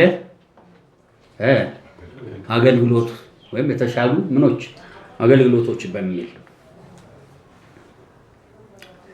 አንደኛ ቆሮንቶስ ምዕራፍ 9 ቁጥር 24 በሽቅድድም ስፍራ የሚሮጡት ሁሉ እንዲሮጡ ነገር ግን አንዱ ብቻ ዋጋ እንዲቀበል አታውቁምን ብሎ ለእኛ ለሕፃናት ክርስቲያኖች ያወራል። እንግዲህ በእኛ ወንጌል ግን ታውቃለህ ሁሉም ይሮጣል። ጠባቧን መንገድ የያዘ ይገባል አይገባም? ይገባል። ይሄ በአቅማቸው እያሰደሰደ እስከ ግድም ላይ ቀና ምናምን የሚል የለም። አርፈ የራስን ሮጠ መግባት ያንተ ፋንታ ሲያምን። ስለዚህ እንግዲህ እስከ ግድም ላይ ነኝ ብለህ አንተ ራስን እንትን አለ ቀድም ሕፃናት ስለሆኑ የተሰበከ ነው። ሲሮጣለሁ በሉ በቃ የራስን ሩጫ ታጥቀሩት ይቀጥል። እንዲሁም ታገኙ ዘንድ ሩጡ። በቃ የሚገባ ውጤት ማለት ነው። የሚታገል ሁሉ በነገር ሁሉ ሰውነቱን ይገዛል። ሰው ሲታገል ታውቃላችሁ አንዱን ሊያሸንፍ ነው። ወንጌል እንደሱ አልተጻፈም። ሲያሜን ግን እንዲረዱ በምንኛ መረዳት ነው ያስቀመጠላቸው በሰውኛ። ልቀጥል። የሚታገሉ በነገር ሁሉ ሰውነቱን ይገዛል። እነዚያም የሚጠፋውን አክሊል ሊያገኙ ነው። እኛ ግን የማይጠፋ ምን ላይ ነን? ትግል ላይ ነን፣ ሩጫ ላይ ነን። የሩጫው ህግ ታውቃላችሁ። ኢየሱስ ከኛ ሁሉ በሚመጣው ዘመን ታላቅ ማን ነው? የሁሉ ምን ሆኖ ይላል? ባሪያና አገልጋይ ሆኖ እኔ ቤዛ ልሆን መጣሁ እንዳለው ማለት ነው። ስለዚህ ይህንን በትክክለኛ በአዲስ ኪዳን እሱ ሞቶ ከተነሳ ወዲህ መተርጎም ካልቻል ካለቀልህ ሌላ ጣጣ ውስጥ ነው ተባለብንም። ወደ መልእክት ልምጣ። ስለዚህ ብሎ ይናገርና ስለዚህ ያለ ሐሳብ እንደሚሮጠው እንዲሁ አልሮጥም። በቃ በዓላማ በእቅድ እንሮጣለን። ነፋስ እንደሚጎስም ሁሉ እንዲሁ አንጋደልም። ምን ማለት ትግላችን ስንታገል በደንብ ሰይጣንን እየጠረመስን ነገሮችን እየወጋ እንሄዳለን እንጂ ምን አንጠረምስም። አየር አሁን እንዲህ በመተው አየር ምን ጥቅም አለ? የሆነ ተናውጦ ይሆናል እዛ ጋር ግን ምንም ጥቅም የሌለው እጄን ነው ማደቅ ነው። ስለዚህ ጳውሎስ እንደው ከንቱ እንድሮጥ አልፈልግም ይልና ላንብብ። የተሻለ አገልጋይነት 27 ነገር ግን ለሌሎች ከሰበኩ በኋላ ሌሎች ወደ መዳን እንዲመጡ ለነሱ ከተናገርኩ በኋላ ራሴ የተጣልኩ እንዳልሆን ስጋዬን እየጎሰምኩ ምን እላለሁ? አስገዛለሁ። ይህ የሰበከው ወንጌል ክብር አለው። ለመጣበት ነው። ሁለተኛ ይሄ የሰበከው ወንጌል በዛ ክብር መጠን ስሰብክ የተጣልኩ እንዳልሆን በሙ የኔ ማንነት የሚያመጣው መርዝ ከኔ የሆነውን ነገር ምን እንዳያበላሽ ስጋዬን ምን አደርገዋለሁ? ስለዚህ የተሻለ አገልግሎቶች አለን ወይ? ወደ ተሻለ አገልግሎት ክብር እንድንገባ የኛ ማንነት ውስጥ የሚገቡ መርዞች ቅድም ምለው በተቀመመ ምን መሃል ሽቶ መሃል የሞት ስራ በሞት ትንሽ ስንፍና እየገባ እኛን እንዳያስቸግረን ጳውሎስ ራሴን ምን እላለሁ? አስጎስማለሁ ይላል። ስለዚህ ምን ያለ የተሻለ አገልግሎት የትኛው እንደሆነ ለማወቅ እስቲ ጥቂት ደቂቃ መጀመሪያ አጭር ጸሎት እንጸልይ። እስቲ ጸልዩ ጥቂት ደቂቃ በጸሎት እንቆያለን። ስለምን እንቆያለን? እስቲ አሜን። ራሴን ምን አደርጋለሁ? አስጎስማለሁ። ከአቅም በላይ ሆኖ የሚከብድ ለመፍታት ከቶ የሚያስቸግር ምን ችግር አለ የሚያዳግት? ሁሉን ቻይ የሆንክ ኤልሻዳይ አንተ ከአቅም በላይ ሆኖ የሚከብድ ለመፍታት ከቶ የሚያስቸግር ምን ችግር አለ የሚያዳግት? ሁሉን ቻይ የሆንክ ኤልሻዳይ ማንነታችንን ይነካል። በሁለት ዓሣ በአምስት እንጀራ 5,000 አጠገብክ በበረሃ ስፍራ። ዛሬም አይሳንህም ይሄንን ልታደርግ፣ የደካከምንህም በቃልህ ልታግዝ። ከአቅም በላይ ሆኖ የሚከብድ ለመፍታት ከቶ የሚያስቸግር ምን ችግር አለ የሚያዳግት? ሁሉን ቻይ የሆንክ ኤልሻዳይ። እንዲህ ያለው እናንተ ይኸውላችሁ፣ የብዙዎቻችሁ ችግር ልንገራችሁ። እንዲህ ታመጡና እግዚአብሔር ሆይ ራሴን ላስጎስም ብለህ በእግዚአብሔር ልጅነት ጭምር ያለውን ለሌሎች የምትሰብከው ወንጌል ሙሉ ነው። ያው ወንጌል አንተ ውስጥ ሊሰራ ሲፈልግ አንተ ደግሞ ራስን ሰብረህ አዋርደህ ልክ አስጎስመህ ስትቆም የሌሎች ሰዎች ተጽዕኖ ያሳየኛል። የዳዊት ንግስና በሳኦል ከንቱ ንግስና፣ ይሄ ብርሌ ንግስና ተጽዕኖ ውስጥ ነበር። በቃ ይሄ መፍትሄ ይፈልጋል። ስለማይ ነው በኢየሱስ ስም እንዲህ አይነቱ በዘመኑ የጋረዱ ሰዎች ወይም የጋረዱ አገልጋዮች ወይም የጋረደ ቤተክርስቲያን ካውንስል ሊሆን ይችላል፣ ዓለም አቀፋዊ አብሶ በኢየሱስ ስም የክርስትናን መልክ ያስቀየረ ኃይል ይነሳ። አሜን። ይህ የክብርህ ታላቅነትን ከጴጥሮስ ጀምሮ ጳውሎስ በኋላም በፍጥረተ ዓለም እስከ ዛሬ ቀን ድረስ በጌታ በኢየሱስ ስም ይህ ተጽዕኖ ይነሳ። በሕይወት ያሉትም ወደ ጌታም ሄደው የተሰበሰቡት መካከል የእምነታችንን ራስ የሆነውን ክርስቶስ እንዲሁ ፈጻሚ ሆነው ከሱ ባነሰ መልኩ የሚታገል የራሳችን መንገድ እንደወደቀ የሌላኛውም ይውደቅ። የማንም ራሱን ሳይጎስም ይህንን ሙሉ ወንጌል ወይም ትልቁን የክርስቶስ ኢየሱስ ክብር እንዲጎልብን ተጽዕኖ ያደረገ ይነሳ። ከትውልድ የመጣ የክርስትና ዶክትሪን ከክብር ወደ ክብር በክርስትና መንፈስ ውስጥ የተደባለቀ የተሸቀጠ ነገር በኢየሱስ በመንፈስና በእውነት አልሆነ በኢየሱስ ፍሬያማነት የሌለው ተሰልፎ ወደ ማግኘት ሳይሆን ተሰልፈን ወደ መሰጠት ወደዚያ አሁን ወደ ጥፋቱ ዓለም የሚያስኬድ እይታ በሙሉ ይነሳ። አሜን። የተሻለ ኤክሰለንሲ ያለበት በኢየሱስ ስም የአገልግሎት ክብር እንድንቀሳቀስ እግዚአብሔር እኛ ውስጥ ያለ መርዝ ይምከን። በሌሎች ምክንያት መጥቶ መርዝ ሆኖ የተጫነን አብሮ ይነሳ። ያንተ ሙሉ የሆነ አየር ወይም ፍጹም የሆነው አየር እንዲያገኘን እባክህ ለውጥ ይሁን። ያን ጊዜ ሌሊት ያየሁትን ለመንካት እንችላለን። ከዛ ውጪ ብልሽት ያለ ህይወት ውስጥ እያለን ትንሽ ጫና ሲጫነን እግዚአብሔር ትውከታችን ምናችን ቤተ ክርስቲያንህን እየሞላ ህይወታችን ቤታችንን በህዝቤ በንፍጥና በለቅሶ መሰዊያዬን ይሞላል ተብሎ ንጻፈ። በሐዘናቸው ቤቴን ይሞላሉ እንደሚል እንዲህ አይነቱ የማይገባ ባህሪ ተጠራርጎ ይነሳ። ይሄድ ከዛ በኋላ ያ ሊነካ የሚችለው ይሄድ። እግዚአብሔር አምላካችን እናምናለን። ዛሬም ልቦናችን ላይ ብርሃን በርቷል። ዛሬም አእምሮአችን ላይ ይሄ ክብደቱ ላይ ነፃነት ወጥቷል። ህሊናችን ላይ አርነት ሰተና ከዛ እንዳይገለጥ የከለከለው ነማን እንዳደረገው ካርናል ማይንድ ይሄ ስጋና የደም አየር ይሄ ትንሣኤ ለብሷል። ተመስገን። ስጋና ደም አሁንም አንቀበልም። በኢየሱስ የስጋና የደም ሐሳብ የሰው ጥበብ እንዲሁ የተፈጥሮ ህግ አንቀበልም። ተመስገን።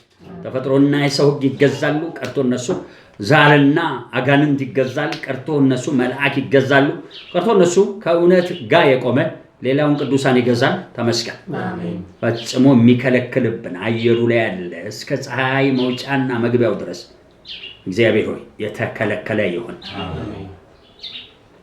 እግዚአብሔር ሆይ አልጨረስኩም። አንዱን ነው ስቴፕ ያደረኩት። ሁለተኛውን ሳነብ አብረህን ቆይ። ከፍ ከፍ በል በኢየሱስ። ወደ ሁለተኛው እንሂድ። አደረ የተሻለ አገልጋይነት ያው በትምህርት ታውቃላችሁ። ኤክሰለንት የሚባል አለ፣ ቬሪ ጉድ የሚባል አለ፣ ምን የሚባል አለ፣ ጉድ የሚባል አለ። አማርኛ የራሱ ትርጉም አለው። እኛው የምናወራው ኤክሰለንሲ ውስጥ ለመግባት ነው። እስቲ አሜን። ላንብብ ሁለተኛውን ቃል። ሁለተኛ ቆር እንግዲህ ትንሽ በሰል ብለው ደግሞ የተሰጠመል ትንሽ በሰል ያው እሺ በደረጃቸው የተጻፈው እኛ የምንፈልገው ለ1ኛ ዓመት ነው። ላንብብ ሁለተኛ ቆሮንቶስ ምዕራፍ 4 ቁጥር 1 እዛ ከፍ በሉ ነው ጦር ነው እንደምፈልገው። ላንብብ ስለዚህ ምክንያት ስለ የትኛው ምክንያት አቃቂ ሄዳ መጣጣም ከዛው ይሄ ርዕስ ይበላሻል። ለምን ምዕራፍ 1 ምዕራፍ 2 ይባል እንጂ ነገር ደብዳቤ ነው። ድሮ ነው ከአንድ ሩቅ ሀገር አንድ ሰዎች ጌታን አስቀበየ 11 ፔጅ ደብዳቤ ጽፈል ሁሉ ጊዜ በወር ስለምጽፍላቸው እኔ ስንት ስራ አለኝ እኮ ከዛ ሲቀር ይነግሩኛል። ከዛ ጽፋለሁ እንዲሁኑ ተዚሁኑ በቃ ማየውን ከዛ የኔ አሁን ከዛ ማለት ስድስተኛው ምዕራፍ ባወጣው ይሰራል አይሰራ በቃ ዲስኮኔክትድ ያደርጋል። ልክ እንዴ ያሁን ደብዳቤ ነው። ግን አሁን እኛ ምን እንደ ደብዳቤ አይደለም የምናነበው። እንደምንድን ነው የምናነበው? በጣም በቃ እግዚአብሔር ከሰማይ የተናገ የእግዚአብሔር ቃል ነው። ይሄን አስተምርቶ ነው ማን እንዳመጣ አላውቅም። በዘመናት ማርቲን ሉተር መሆን አለበት። ምክንያቱም ቅዱሳን መጽሐፍቶች ነበሩ እንደዚህ ያልነበሩ 60 ማርቲን ሉተር 65 አድርጎ እነኚህ በቃ ወደዛ ያመጡናል ብሎ 65ቱን አወጣ። ከዛ ሆሊ ባይብል ተብሎ የተጠረዘው ከዛ ወዲህ እንጂ ድሮ መጽሐፍቶች አሁን በክርታስ የተጻፈውን መጽሐፍ የኢሳይያስን መጽሐፍ አምጣልኝ ይለዋል ጳውሎስ። ማን ነው? ጢሞቴዎስ በቃ አመጣለት። ያኔ የጳውሎስ ደብዳቤ አለ እንዴ? የለም። የጳውሎስ ለዛ ጽፎ ዛንበውት ዛቱን አስቀምጠውት ነበር። ከዛ ተነስቶ ለምንድን ነው የማነሳው? የመጀመሪያ ከፍተኛ ስራታችን አሁን ስለዚህ ምክንያት ሲል ከኋላ ቦታውን መፈለግ ይፈልጋል። ሐዋርያው ጳውሎስ ለሁለተኛ ቆሮንቶስ ሲጽፍ ሐዋርያው ጳውሎስ በደረሰበት ነው የጻፈው። አብሮ ከዛ ጋር መገለጥ ሊኖር ጸጋ ስላለው ያያል። ከዛ አንዳንዴ ሰማይ ተከፍቶ እግዚአብሔር ሊቀጥታ ሊናገረው ይችላል። ስለዚህ እነኛን ሁሉ አብራርተን እንጂ ሁለተኛ ቆሮንቶስን የምናነበው በደግ አድርገህ በቃ ያለውን ነው። ለምሳሌ ሴት ስትነብይ ፊቷን ምን ትበል ትሸፍን በቃ ተብሏል። ዛሬ ይኸው ትንቢት ይነገራል። ጸጉራቸው ምን ሳይሉ አይሰራም እንደ ያ ትንቢት በቃ በዛ ዘመን ሃይማኖተኝነትም አብሮ ስላለ በጣም ግርግር አብሯል። እንዲያውም አሁን እኮ ሊፕስቲክ የተቀባች ሴት በቃ የምትናገረው ያልተቀባ ስለተቀባ ረክሳለች ይለዋል። ሰው በሊፕስቲክ ይረክሳል እንዴ? በምንድን ነው የሚረክሰው? ሰው ከሆዱ ከልቡ በሚወጣ ምን እንዴ? ኢየሱስን እኮ እንደመቃወም ነው የሚቆጠረው። አንድ ሴት ሊፕስቲክ ስለተቀባች እየረከሰች ነው ብሎ የሚሰብክ ሱሪ ካደረገች ደግሞ ያው ወደሮ የለ እነ እንጮጮዎች እንዴት ነው የሚሰብ? ሱሪ ሴት ካደረገች አለቀ። ምን ሆናለች? ረክሳለች። ጥቅስ የለም እንዴ? ጥቅስ ምን ይላል አታውቁትም? ሴት የወንድ ልብስ አትልበስ ተብሎ ተጽፏል። ህግ ነው የሚነግረን። ህግ እኮ ድሮ ነው የፈረሰው ድሮ። ታዲያ ሴት የወንድ ልብስ መልበስ አለባት? ህግ እስከተሻረ ምን ይከለክላል? ህግማ ከተላለው ብለህ ህግ ካነበብ ለምን እሑድ አርፈህ ቤት አትቀመጥም? በሰንበት ምን በሉ ተብሏል? እንዳሰሩ ረፉ ተብሏል። ነገሩ አንዳንዴ ከላቸው ነጩን ጥቁር ከሚል ህዝብ ጋር መነጋገር አያስፈልግም። እዛው ነጩን ጥቁር አምኖ ዋናው ድኖ ይሄድልን። አንተ ግን ቀጥል። አንተ ሩጫ መቀጠል ያለው አሁን ይሄን ማነሳው ምንድነው? ሐዋርያው ጳውሎስ ሁለተኛ ቆሮንቶስ ሲጀምር እናንተ አደራችሁ እናንተ በኤሽያ ስለደረሰብኝ መከራ የሞት ደውል ሁሉ ሰምቼ ነበር። ከዛ ሁሉ አዳነን ገሞ ብሎ ስለተሰጠን ጸጋ ምናምን ብሎ ይጀምራል። የማን ህይወት ነው ይሄው? ጳውሎስ በክርስትና ውስጥ ከነ ጴጥሮስ አይቶ የጀመረው ነው። እኛ የምንፈልገው እኛ ባለንበት ዘመን በእኛው ስለሚሰራ መንፈስ ነው የምናወራው። እሱም በራሱ ዘመን የማን መንፈስ በላዩ ላይ ሰርቶ ሲሰራበት እነሱ ያ ኢየሱስ እንዲያሁን እኛ ያ ኢየሱስ ወደዚህ ዓለም ሲመጣ እኛ ደግሞ አሁን ልክ የኒውክሌር ፊዚክስ እንደ አደገ መንፈሳዊ ነገር አፕግሬድድ ሆኖ አሁን የምናየውን ነው የምንሆነው። ታዲያ ከዚህ ተነስቼ እኛ ሰፈር ነው የምፈልገው። አሁን የምፈልገው ምንድን ነው? ስጋን አስጎስመ የእግዚአብሔር ፈቃድ ላይ አንተ ልትገባ ከወሰን ቀጥሎ ይሄ መልእክት ደግሞ አስፈላጊ ነው። የቱ መልእክት? ልመጣበት። ስለዚህ በኤሽያ ለደረሰብን መከራ ምናምን ይልና ድል በመንሳት ቲቶን ያዞረ ምናምን ብሎ ያብራራል። ከዛስ ይህ ሁሉ ነገር ካለን አደራችሁ ይልና ምን ይላል? እንደ መስታወት እያብለጨለጭን ከጌታ መንፈስ በሚሆንብን ከክብር ብሎ ይህን ክብር በተመለከተ ሲናገር ነው ደብዳቤ ሲጋውን ይቀጥላል። ስለዚህ ለእኛ ደግሞ ምን ልናወራ ነው? ለእኛ ነው የምንፈልገው። ለእኛ ስናወራ ደግሞ ቅድም አንደኛ ቆሮንቶስ ላይ አንብበናል። ምን ብለን? የተቀመመ ሽቶ ትንሽ የሞተ ዝንብን እንደሚያበላሸው በሕይወታችን ውስጥ ከሰበክን በኋላ ሌሎች ድነው እነሱ በተሻለ ሆኖ አንተ ምን ላይ ተገኝተ ስጋህን ፈቃድ ራስን ማንነት በመሃል አስገብተን እንዳይሰራ አስጎሰመልን። ጠረቅረቅ አድርገን አነሳል። አሁን ከዛ መጎሰም ወጥቶ የእግዚአብሔር ሙሉ ወንጌል የሚለው ቃል ወይም ፍጹም ወንጌል፣ ፍጹም ሙላት ወንጌል ምናምን የሚባል ቸርች አለ መሰለኝ። ስለዚህ እዛ ክብር ላይ በደረሰ መልኩ ሳለን ከክብር ወደ ክብር በመለወጣችን መካከል ይህን መልእክት ያስተላልፋል። ልቀጥል። ስለዚህ ምክንያት ምህረት እንደተሰጠን መጠን ምህረት ምን እንዳለ እንግዲህ ምህረት በየጊዜው ይሰጣል ማለት ነው። ስለዚህ ራሱ ዕብራውያን ላይ ይናገራል። እሺ እሱ መስቀል ታግሶ በአብ ቀኝ የተቀመጠውን ጌታ ሲናገር ምን ይላል? እንዲህ አይነት ሊቀ ካህን በማን ፊት ካለን በእምነት ወደ ጸጋ ዙፋን እንቀርብ። ምን ልንቀበል? ምህረትና የሚረዳንን ጸጋ። ምህረት አንዱ በየቀኑ የምንቀበለው እግዚአብሔር ጸጋ። ልክ እንደማን ፍጹምነት ስጦታ ነው። ምንም ስጦታ ነው ምህረት። አንዳንድ ዳዊት ምን ይላል? ኃጢአቱን የማይቆጥር እግዚአብሔር በደልን ምንም አይልለት የማይቆጥርለት ሰው ምንድን ነው? ምስጉን ነው ይላል። ምን ማለት ነው? ኃጢአቱን እግዚአብሔር አይሰማለት። እንዲህ ተጽፏል። ታዲያ ነገ ትሰራና ታየዋለህ። እግዚአብሔር እንትና ቢበር ምን አገባ? ያዕቆብን ወደድኩ። ትልቁ ፈተና ይሄ ነው። ኮፒ አታርግ። ለምን መሰላችሁ? አንዳንዱ ሰው እግዚአብሔር የሚመራው አንዳንዱ ገና ከውልዱ የሆነ ችግር ይዞ ይወለዳል። ብታስተምረው እዚህ ጋር አይገባም። ስለዚህ ያንኑ ይደግመዋል። እግዚአብሔርም ያንኑ ምህረት ይሰጠዋል። አንተ ግን እያወቅህ ካረክ አንተን በጠፊ ያጠናክራል። ዳዊት በትክክል እግዚአብሔር ኃጢአቱን ምንም አይልበት ሰው አለ። አንተ ግን ደምሮ ቀንሶ አባስቶ አካፍሎ ይመጣል። የት አባት ሄዳል? ነፋስ ዘርተህ ምን ታጭዳለህ? ደግሞ ሁልጊዜ ነው የምናገር የአብያተ ክርስቲያናት ህብረት ውሳኔ የካውንስል ውሳኔ እያለ ዓለም አቀፋዊ እስከ ቤተክርስቲያን ያሉ ሽማግሌዎች ወይም ቤተክርስቲያኑ የሚመሩ ነቢያቶች ባህሪ በጣም ወሳኝ ነው። የሚቋጠር ይቋጠርበታል፣ የሚምር ይማራል። ቤተክርስቲያኑ ዝም ብሎ ስድ የሚያደርግ አብሮ ይሰደዳል። እነኚህ ባህሪዎች አብሮ ቀደም። ለዚህ ነው ስጋዬን እጎስማለሁ የሚል ያን የሞት መንፈስ አሁን አየሁት ይመጣል። ምን እንደሰጠ መጠን ሞት መንፈሱን አየዋለሁ። ምን አየሁ መሰላችሁ? የሆነ ሰዎች ታስረው ገመድ በስነ ስርዓት እስር ቤት፣ ከዛ የደም ጎርፍ ሲንቀሳቀሳ ከትግራይ ነው የሚጀምረው ያ ነገር። ከዛ ይተነኳኩስና በየእስር ቤቱ ሰዎችን ሊገድል የወጣ መንፈስ ዛሬ ሌሊት አይቻል። ለምን ወጣሁ? እየሰበኩ ምን እያወራን ነው? ምህረት ዛሬም በኢየሱስም በላያችን ይታደሳል። ከዛ ይሄ ምህረት ያን ገመድ ከነደሙ አየዋለሁ። ከዛ የደም ጎርፍ ሆኖ ኧረ ኢትዮጵያ ወዴት ሄደች ነው አልኩ። ራሽያና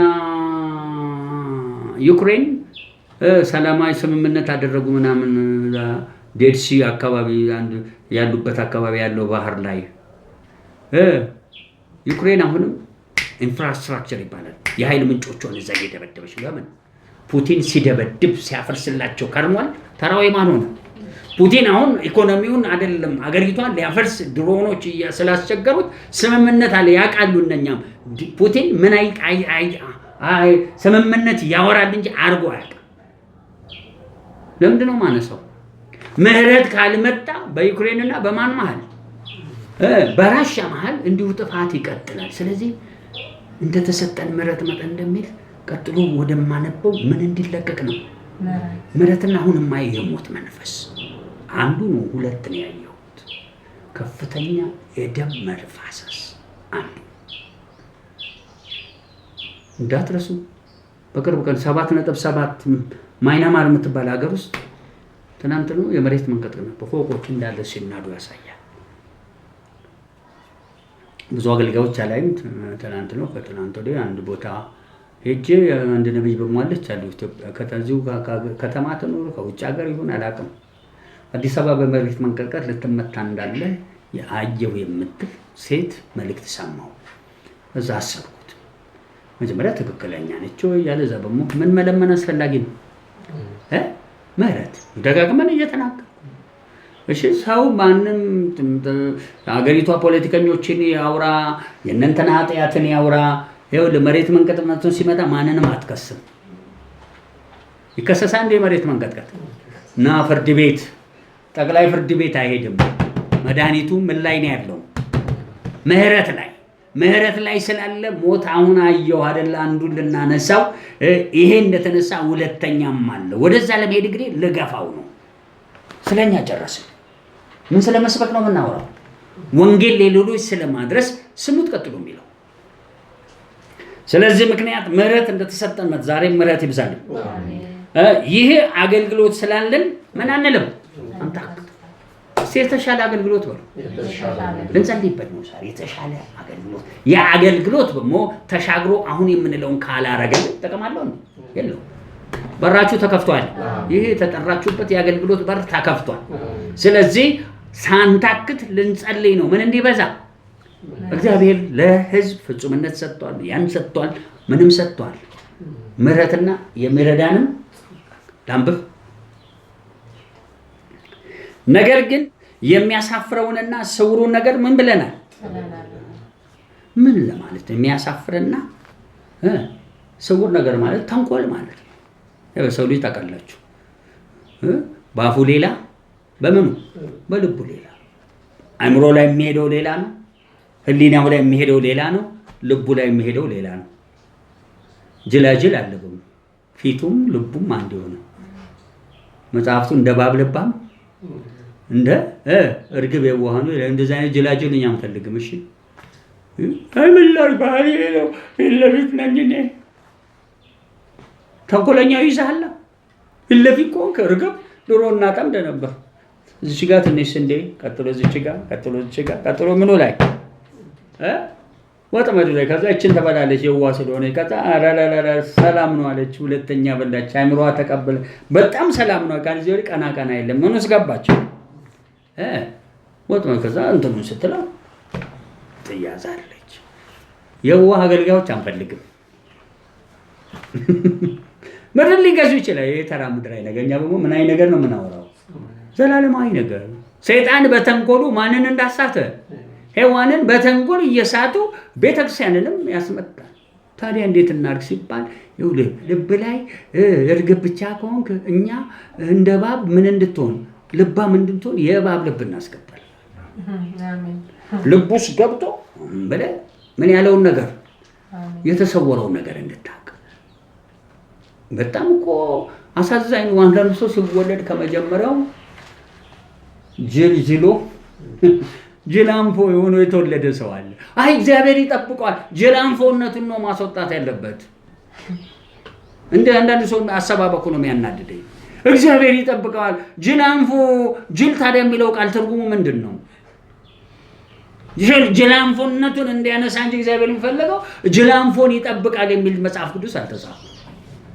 ማንን ልንመስል እንለወጣለን? ቅድም ከክብር ስለዚህ እንደተሰጠን ምሕረት መጠን አንታክትም። ግን ምን አንልም? የሚያሳፍርና የተሰወረ ነገር ጥለን ላንብብ። በተንኮል ምን አንልም? አንመላል። የእግዚአብሔርን ቃል በውሸት ምን አንልም? እንግዲህ እግዚአብሔርን ቃል በውሸት የሚቀላቅሉ ያለው አለ። ቅድም ስጋዬን አስጎስማል አለ። የእግዚአብሔርን ቃል የውሸት ይቀላቀል፣ የራሳቸውን ፈቃድ ይቀላቀል፣ ማት ነገር ይቀላቀል። ለዚህ ነው ትንቢት ሁሉ ሲነገር ምን በሉ አንድ ሁለት ሆነ እየመረመሩ እንደተባለው አይነት ትንቢትም እንዳይሰጥ በደርግ ጊዜ እኔ ከየት እንዳመጣው አናውቅም። እሺ የሚመጣው አለ የደርግ ዘመን በጣም ጨለማ ነው፣ ለማንም ያሰጋል። ሳቀው እኮ ነው ተነድቶ ይሁን በምን እንደተናገረ አናውቅም። አንዱ ታላቅ አገልጋይ በአንድ ዘመን የለም እና በቃ በስደት ዘመን እንትኑ ማሳ ውስጥ ተሰብስበናል አለ እዚህ ቅርብ እዚሁ ከአዲስ አበባ ወጣ ብሎ ጭንቀት ያዘኛል። ሁሉም እኔ ነኝ የምመራቸው እዛ ሸንኮራ ማን ይሄ በቆሎ እንትን ተዛ የሚመጡ ይላል። ከዛ አውቀዋለሁ እኮ ምንም አላለኝም። እግዚአብሔር እንዲህ ይለናል ተበተኑ ይለናል ብዬ መልክ ሰጠዋል። ከዛ ተበተንናል። እኔ አውቃለሁ ለበልቤ ግን ማን አላለም። እግዚአብሔር እንደዚህ የሚሸከት ነገር አለ። ከዚህ ጌታ ይጠብቃል። ምን እያልኩ ነው? ነግሬያችሁ መልእክቴን ነው የምፈልገው። ምን አይነት አገልግሎት እስኪ የተሻለ አገልግሎት በል ልቀጥል። የተሻለ አገልግሎትን ለኛ አይደለም ለሌሎች ስለመስጠት ነው። ቅድም የምለውን የሞት መንፈስና ቀጥሎ ያየሁትንም ለማን ስሙት። ቀጥሎ በውሸት አንቀር እውነትን በመግለጥ ግን በእግዚአብሔር ፊት ለሰው ሕሊና ሁሉ ራሳችን እናመሰግናለን። ስሙ ወንጌላችን የተከደነ ቢሆን እንኳን የተከደነው ለሚጠፉ ነው። ለነሱ የእግዚአብሔር ምሳሌ የሆነው የክርስቶስ የክብር ወንጌል የክብር ወንጌል በለው። ይህንን አሁን የክብር ወንጌል ልንጸልይበት ነው። ምን እንዲሆን የተሻለ አገልግሎት ውስጥ እንዲገኝ የክብር ወንጌል ብርሃን እንዳያበራላቸው የዚህ ዓለም አምላክ የማያምኑትን ሐሳብ ምን አረገ? አሳወረ። ክርስቶስ ኢየሱስን ጌታ እንደሆነ እንጂ ራሳችንን አንሰብክምና ስለ ኢየሱስ ራሳችንን ለእናንተ ባሪያዎች ቅድም ያልኳችሁ ባዶ ሆነ ራሳችንን አስጎስመን ብርሃን ይሁን ያለውን ላነብነም ከዛ ያን ብርሃን ልንለቀው ነው ማወራው። ምን ያለ የተሻለ ምን አገልግሎት ስሙት። ቁጥር 6 የተሰጠኝ 6 ነው፣ ግን ያው ማያያዝ ስላለብኝ ነው። እዩት። በክርስቶስ ፊት በክርስቶስ ፊት በለው። ተጋሙት አብረን እንበለው። በክርስቶስ ፊት አለ አንየው እንጂ ኢየሱስ የለም። ባለ 50 ቀን መንፈሱን ሲያወር ከዛ በፊት ልጆች የሚበላል ልክ እንዳለ አለ። አሁን አብሮ በማን ፊት ነው ያለ ነው? ስሙት። ቀጥሎ በክርስቶስ ፊት አሁን ስለ ምን አገልግሎት ነው የምናወራው? ስለተሻለ አገልግሎት ስሙት። የእግዚአብሔርን የክብሩን ዕውቀት ብርሃን ክብር ያለው ምን የሆነ ዕውቀት ያለበት ብርሃን። ዝም ብሎ ክብር ብቻ ያለው ሳይሆን ዕውቀት አለው። ያው ቆላስይስ ብዙ ጊዜ ወደፊት አስተምረዋል። በጣም ከሚወደዱ መጽሐፍቶች ራስ የሆነውን ክርስቶስ በደንብ እየገለጸ የመረዳት ባለጠግነት እንዲኖረን መላእካዊ ስርዓትና ዝም ብሎ አትንካ አትቅመስ የሚለውን ሁሉ አፍርሶ እንዴት በራስ ውስጥ እንደምንኖር ቆላስይስ ተጽፎልን ማን የደረሰበት መረዳት ነው? ጳውሎስ። እኛ የምንፈልገው ታዲያ የ21ኛው ምዕተ ዓመት በዚህ በረቀቀ ዓለም በእግዚአብሔር ሆኖ በክርስቶስ የተገለጠውን አንድ እንድንረዳ፣ 2 መንፈስ እንድንቀበል፣ 3 እሱን በጽድቅ እንድናገለግል፣ 4ኛ ፍሬያማ እንድንሆን። ከዚህ ውጭ ምንም ጥቅም የለውም። በእነ ጳውሎስ ዘመን የተገለጠው እዛው በእነ ጳውሎስ ዘመን በቃ ተይዟል። እኛ ያለንበት ዘመን ላይ ለማሸነፍ ሰይጣን እኮ ከመጀመሪያ ወንጌልን ሊቃወም በስጋ አልመጣም አለ። ከዛ ኢየሱስ ሲወለድ ጀምሮ ኃጢአት የለውም አሉ። ለምን? ከማን ዘር የመጣበትን ከአብርሃም ዘር የመጣበትን ካዱ። ስለዚህ ተጽፎ እየካደ እየመጣ ዛሬ የሚሰበክ ሌላ ኢየሱስ አለ። እኛ ከምንሰብከው ውጭ ሌላ ወንጌል የሚሰብክ ይለዋል ጳውሎስ በሱ ዘመን። ክብር ያለው ዕውቀት ያለበት ምን ብርሃን። የተሻለ አገልግሎት ወይ ልቀጥል። በክርስቶስ ፊት የእግዚአብሔር የክብሩን ዕውቀት ብርሃን ምን እንዲል እንዲሰጥ በልባችን ውስጥ የበራ ምን የሚል በጨለማ ብርሃን ይብራ ያለ ማን ነውና? ስለዚህ በሙላት ብርሃን እንዲያይ በክርስቶስ ሆኖ ይህንን በእውቀትና በምን በክብር የሆነውን ብርሃን በእኛ እንዲበራ ብርሃን ይሁን ያለ እኛ አይደለንም። ማን ነው? የተሻለ ምን? ይህን ለምን አነሳው? ልክ የተሻለ አገልግሎት ሲኖር ኤልያስ ዘመን ኤልዛቤል አምልጣ የተሻለ ክብርን በውክልና የሰጠው በኤልሳ ኤልዛቤል ሞተች። የምንፈልገው ስለማስጣል ነው። ስለማስጣል ከየትኛው መንፈስ እንደሆናችሁ አታውቁም አለ ኢየሱስ። ፊቱን አቅንቷልና ወደ ኢየሩሳሌም ላይ 2 የሰማሪያ ከተሞች ላይ ገቡና አንቀበልም ሲሉት ዮሐንስና ያዕቆብ ምን አሉት? ስልጣኑን ስጠንና እሳት አንዘበን እነኝን 2 ከተሞች እናቃጠል። እንደማን ዘመን? እንደ ኤልያስ ዘመን። ከየትኛው መንፈስ እንደሆናችሁ አሁን መልእክቴ ገብቷችኋል ብዬ አምናለሁ። አስጎስበን ከውስጣችን እሱ ብርሃን ይሁን ያለበት የተሻለ አገልግሎት ከወጣ አሁን የምናወራው አገራችንም ዓለማችን ላይ ያለውን ጥፋት ሊያስወግድ የማን ምህረት? ስለዚህ አንድ ጊዜ አንተ ብርሃን ይሁን ብለህ በክርስቶስ ፊት የተገለጠው በኃይል ብርሃንና ምን ይግለጥ? ምህረቱ ሄዶ አሁን እምላቸው ደም የሚፈሱበት ቦታዎች ከደም መፍሰስ ሌላ ደጋግሜ እየተናገሩ ሽግግርና ችግር ይሉ ነበር ቄስ በሌና የችግርና የሽግግር ዘመን እንደሚሉ ሁላችሁ እሳቸው በእሳቸው ዘመን ባዩበት መጠን እኛ ደግሞ ምህረት ተቀበለን የምንን አየር ከደም መፍሰስ ሌላ ከፍተኛ የችግር አየር እየመጣን ደጋግሜ እየተናገርኳችሁ ነው። አንዳንድ ቦታ አሁን መጸለይ ስጀምር አገሪቷ ላይ ለኛ አጽም ያላቸው መናፍስቶች መጥተው ከአይምሮ ይከብድ ጀመር መገሰጽ። አሁን አንዴ አይደለም ለድሮ መገሰጽ 3 መገሰጽ አመጣው። ለምን? መንፈሱ ምን አለ ይያል አልሄድ ይቋቋም ጀመር። ለምን? ሰው ሁሉ እየተሰለፈ እየተሰጠ ያን ብርሃን እየናቀ የማንን ምህረት የእግዚአብሔር እየረገጠ በሄደ ወደዛ ነው። አሁን ይሁላችሁ ከተቀደም ኖዲ እግዚአብሔር ወይ ምን ነው ያኔ ባልሆነ ምንም ጥቅም የለው። ዛሬ ይሄ ያየሁት ደም የለበሰ ሰዎች ታስረው እንዴት እንደሚጀመር አላውቅም። ትግራይ ውስጥ የሆኑ ሰዎች እየታሰሩ ቢገደሉ ነው። ትግራይ ታውቃላችሁ፣ ድሮም ሲገዙ በነበረ ዘመን እስር ቤት የወሰዱትን ሰዎች ይናገራሉ። ብዙዎች ድሮም ከወደቁ ወዲህ ብዙ ተነግሯል። አሁን ደግሞ ያለው መንግስት ከዛም የጠነከረ እንደዚህ አይነት የጥፋት ነገር እርስ በርሳቸው ይሁን በምን ይሁን ከዛ ይጀምርና ደም መቃባት እዚህ ከተማ ይመጣል። ይሄ ብቻ አይደለም። ከተማዋ ድሮም አሁን 1 ሊትር ዘይት 5 ሊትር ዘይት ይቅርታ 1800 ነበር፣ ሳይጨምር አልቀርም። ይቀጥላል። እንቁላል ፋሲካ ሊደርስ ነው እንግዲህ ስንት ሊሆን ነው? 17 በዛ ብላችኋል አይደል? 2 ደርሶ ነበር ተብሏል። ወደ ስንት ሊገባ ይችላል? እንዲህ ትንሽ እንቁላል 30 ብር ሊደርስ ይችላል። ይሄዳል፣ መሄዱ አይቀርም። ማን ካለወጣው እግዚአብሔር ምህረት በለው። ማስቀየር እንድንችል ነው አሁን የምሰብከው። የተሻለ አገልግሎት ባለበት እግዚአብሔር ከጥፋት ሽፍት ያደርጋል። እግዚአብሔር ካላዳናት ኢትዮጵያ መዳን አትችልም። ስለ ኢትዮጵያ ብቻ አይደለም የምናወራው፣ ስለ ሌሎች ጭምር። ታዲያ ለሰው ስትጸልይ ካትሪኩል ማመን ትላለች።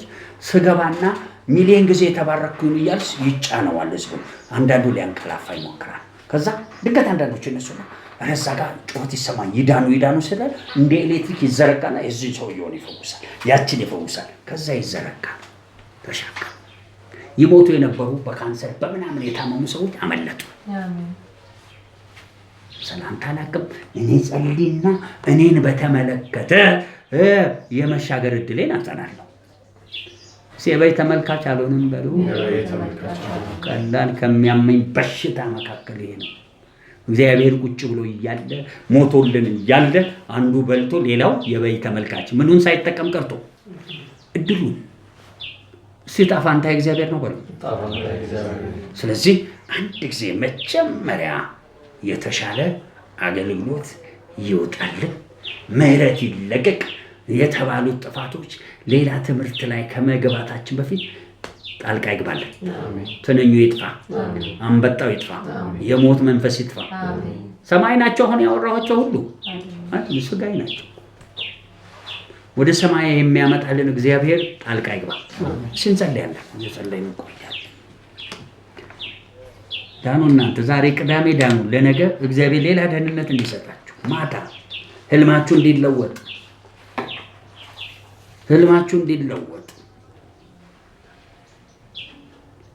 ጌታ አምላክ እንግዲህ ባስጎሰምነው መጠን በዚህ ምክንያት ከክብር ወደ ክብር የተሻለ አገልግሎት በሚንቀሳቀስበት ተንኮልና ሽቅጥቅጥ ያለው ነገር እንዳይመጣ በማለት የተሰወረ የእግዚአብሔርን ቃል ቀላቅለው እንደሚሸቅጡት ሳይሆን ዛሬም የተከደነው ለነኛ ነው። የተከደነው መካከል አሁን የምናያቸውን ጥፋቶች ለማስወገድ እኛ ተሰምተናል። እኛ ውስጥ ያለው ብርሃን በኃይል ይብራ። 7 እጥፍ ከፀሐይ 7 እጥፍ የበለጠ ይሆንላቸዋል እንደሚል ብርሃን ይሁን ያልክበት ክብር እንዲበዛ አንተ አክትም ምህረት ይብዛ። አንተ ቡትቱ ዛሬ ሌሊት ያየው ቡትቱ ከዚች ምድርማ ሳትመታ እንለቅ፣ ከዓለም አቀፍ ደረጃ ሳትመታ እንለቅ። የእግዚአብሔር ብርሃን ይብራብህ በኢየሱስ። አንተ ቡትቱ የሙት መናፍስ በተሰጠን ምህረት አንዳክትም ባለን በዚህ በሞ ሳንሸቅጥ ምን ሳንል ሳንደባብሰው የእግዚአብሔር ብርሃን ይሆን ያለ እግዚአብሔር በክርስቶስ ሆነን ያን ብርሃን እንለቃል በኢየሱስ። ምድሪቷ ላይ የመጣ የሞት መንፈስ ይነሳ፣ የችጋር መናፍስ ይነሳ በኢየሱስ። ከቦን ያለ እኛም ብቻ አይደለም ምድሪቷን የከበበ የእርግማን በትርም አብሮ ይመታ። መራመድ ይራመድ እግዚአብሔር። እናንተ ሰዎች እኔ በዘመኔ ብዙ ዓመታት ቆይቻለሁ። ኢትዮጵያ ውስጥ ረሃብ ሰምቻለሁ። ከዛ ውስጥ አልነበርኩም። እንደዚህ ሆኗል አልነበርኩም። አሸንፈን የምንወጣው እግዚአብሔርን ይዘነው ስለምን አሁን ግን ለብዙዎች የምንተርፍበት ዘመን ነው። ኢትዮጵያ ውስጥ የምንሰማው ረሃብ፣ ኢትዮጵያ ውስጥ የምንሰማው ግድያ፣ ኢትዮጵያ ውስጥ የምንሰማው እስር ቤት፣ ኢትዮጵያ ውስጥ የምንሰማው ችጋር እጆቻችሁን ትንሽ ብርሃን ይለቀቅ። ብርሃን ይሁን። እኛ አላልነው የዛ ብርሃና አገልጋዮች ነን። ልቀቁት። እግዚአብሔር ብርሃን ሲበራ ሽፍት ያደርጋል። ይሄ ሞት መንፈስ ከምድራችን ላይ ሽፍት ያደርጋል። ምህረት ሽፍት ያደርጋል። በዓለም አቀፍ ደረጃም ተራመድ። ከፀሐይ መውጫ እስከ መግቢያ ሽፍታል። በዛውም ተራመድ ላይ ነገር ግን ከፍ በልና ይሄ ብርሃን በሙ ይህንን የዘላለም ወንጌል ይዞ ይመጣ። ይህንን ታላቅ የክብር የእውቀት ብርሃን ክብር ይውረድ፣ ክብር ይውረድ፣ እውቀት ይውረድ። ህዝብህ በእውቀት ብርሃን ይሞላ። መጥምቁ ዮሐንስ ይህንን የደህንነት እውቀት ይዞ እንዳመጣ ይገለጥ ዘንድ የእግዚአብሔር መንፈስ እንደ ኤልያስ በላዩ ላይ ሆኖ በኤልያስ መንፈስ እንደተገለጠ እንደ ምሕረት መጠን ያ ቅድም የምንለው ያ ታላቅ ወንጌል በላያችን ላይ በኃይል እንደ ምሕረት ብዛት ተለቆ ጣልቃ ይግባ። ዓይናችን እያየች ምድር አትጠፋ። ወጥመድ እየተሰበረ ነው። ይራመድ፣ እየሄደ ነው። ለቀቅ እጆቻችሁን። ይራመድ። ማን አለን ከሱ ውጭ? እሱ ኢትዮጵያን ካልማረ ኢትዮጵያ ኦልሬዲ ፈንጅ ቀጠና ውስጥ ከገባች ሰነበተች። ፈንጅ ቀጠና ውስጥ ነች ያለችው ኢትዮጵያ።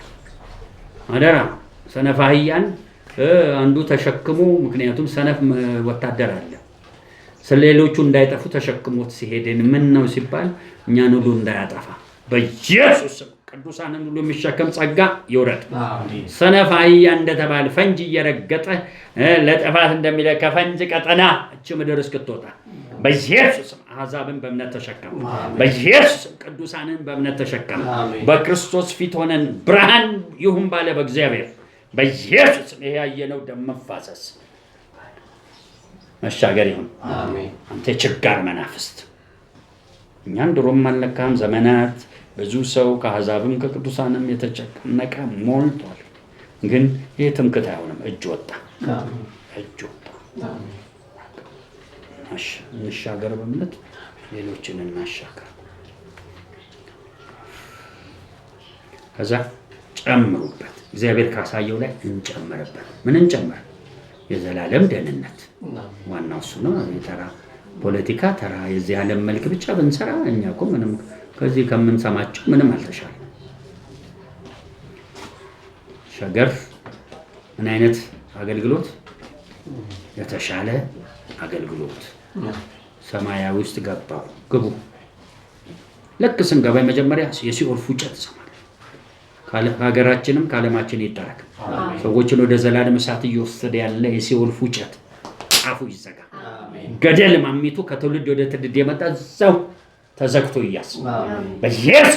እንደ ገደል ማሚቱ ከዛኛው ወደዛኛው አባት፣ ከዛኛው አባት ወደዚህኛው አባት፣ ከዚህኛው አባት ወደኛ ዘመን አባት፣ ከዚህ ያለ የሚሄድ ገደል ማሚቱ ይቋረጥ።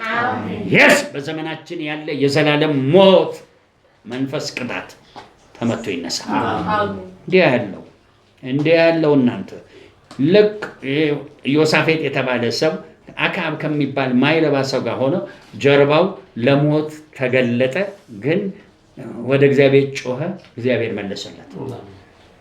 እንዲህ ያለው ብርሃን ያለው ጀርባ ያለው ህዝባችን በኢየሱስ በእኛ ዘመን ያለው ወደ ብርሃን ይግባ። ለሞት ከተሰጠበት ሃይማኖት፣ ለሞት ከተሰጠበት ዛድ፣ ለሞት ከተሰጠበት ፖለቲካ፣ ምድራዊ የሰው ጥበብ እንዲሁ ተፈጥሮ በኢየሱስ ስም ይሄ ወደምናየው የክብሩ ጀርባ ይመለስ። አሜን። በቃ እግዚአብሔርን ክብር ከጀርባው ይዩት። ከዛ በር ተከፈተ። ጨብጡ ስል ለዘላለሙ ደግሞ እንጨብጣለን። እስቲ እንጨብጥ። ተመስገን። የፈረሰ አዳሽ ሆነ አንተ መንገድ በሚሆን ጠራቂ ጨብጡ ወጥቷል።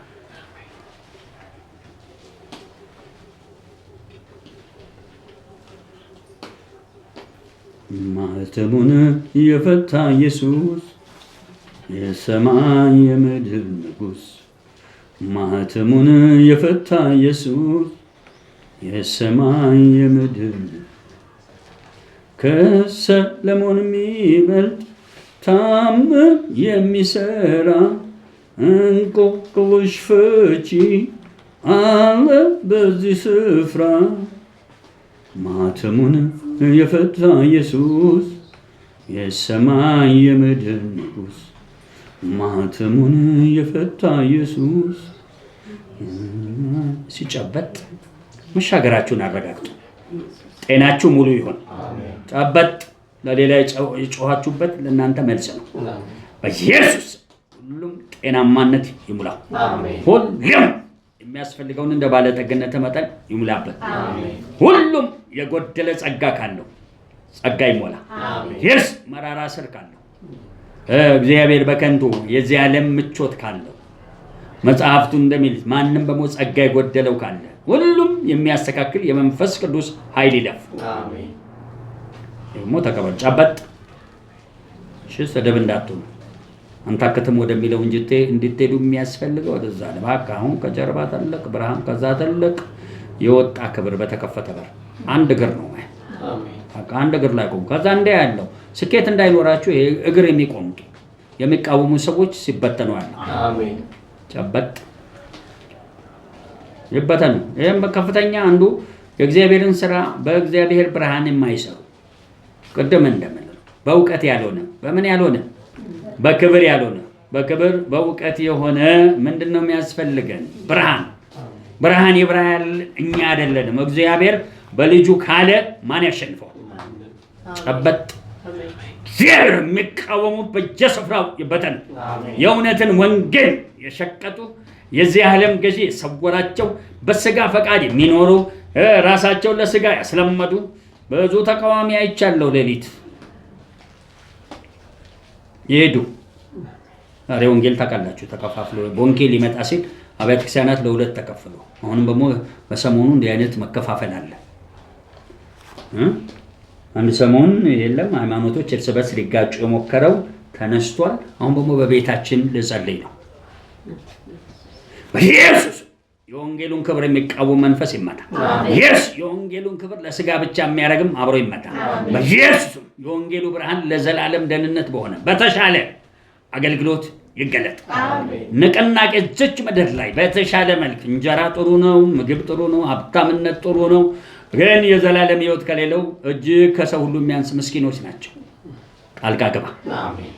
በቃ ተቃዋሚዎች አለው ይበተኑ።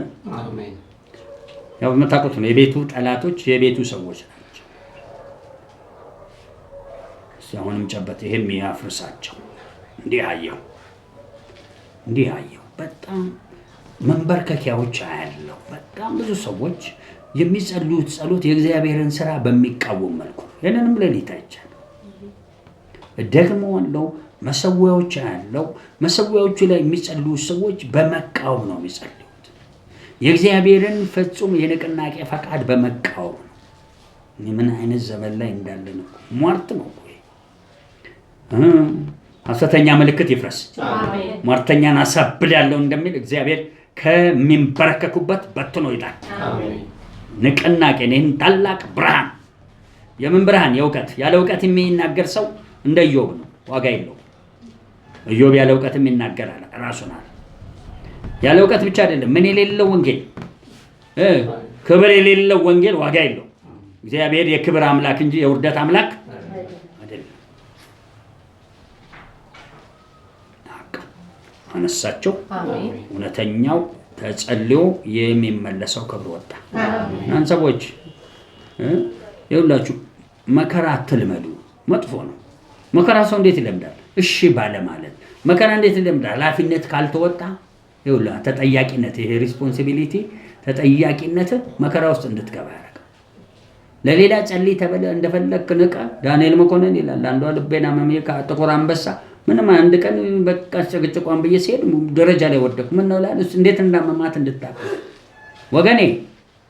ራስህ ተቸግረ ችግርን ለመስበር ካልደፈቅ እንዴት ብለህ ነው የሌላ ሰው ችግር መጥፋት? ልትፈታ አትችልም። ራስህን ቋሽ እንድትሸነፍ አድርገሃል። ይሄም አንዳንዱ ለራሱ ሳያሸንፍ ለሌላ ለመሆን የሚፈልግ ይሄን መንፈስ ነው። አንቀበለውም። ስለ እግዚአብሔር ክብር ቀድመን እንኖራለን። አሜን። ቀድመህ ስለ ሌላ ሰው አትኖር፣ ስለ እግዚአብሔር። እንዲህ አይነት መንፈስ ካለባችሁ በኢየሱስ ስም ይገልበጥ። ስለ እግዚአብሔር መኖር ይቅደም። ቀጥሎ ስለ ሌሎች መኖር። ስለ እግዚአብሔር አንተ ሳትከብር እንዴት ብሎ ነው ለሌሎች ኖረ ልታስከብር የምችል? እንዲህ አይነት ምስክርነት ብዙ አሉ። አናምንም። እንትና ድቅቅ ብሎ እንትና በቃ ከበሩ በሷም ድቅቅ ብሎ ኢየሱስ ለሁላችን ደቆ ጨርሷል። ሌላ ድቀት አያስፈልግም።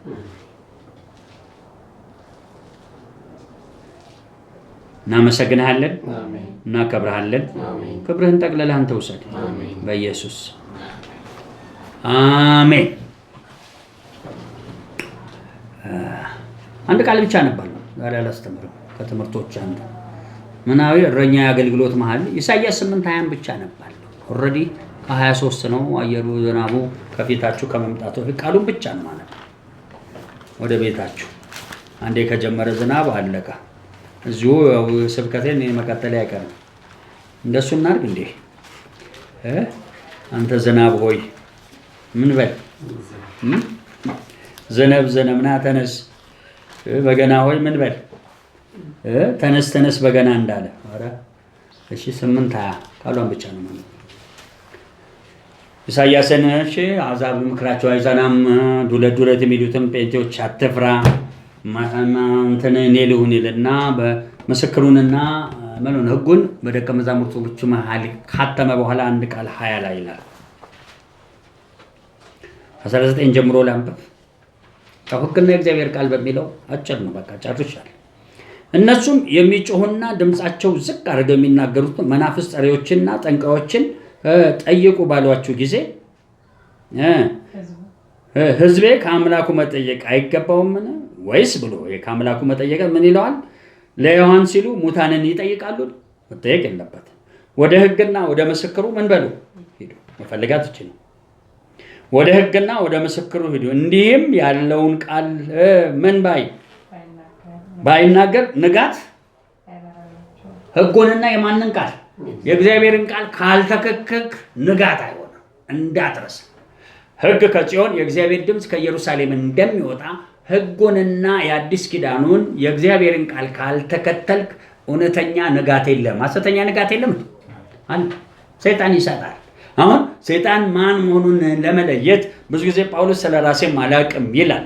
ግን እንደኛ ዘመን ራሳችንን አናቅም አንልም። ለምሳሌ አንድ ሰው ጣዖት ሎርድ ክሪሽና የሚባል የህንድ ሃይማኖት እያመለከ አላቅም ጌታ ሊያድነው ይችላል ብትለኝ አንተ ገና የለህም። ቀርቶሱ ዮሐንስ ይጽፋሉ ኢየሱስ በስጋ አልተገለጠም የሚለው የምን መንፈስ ነው? የተቃዋሚውን መንፈስ ይዞ መዳን አለ እንዴ? የለም። ስለዚህ ሕግንና ምኑን ጠይቁ? ምስክሩ ማለት የእግዚአብሔር የአፉ ቃል ማለት ነው።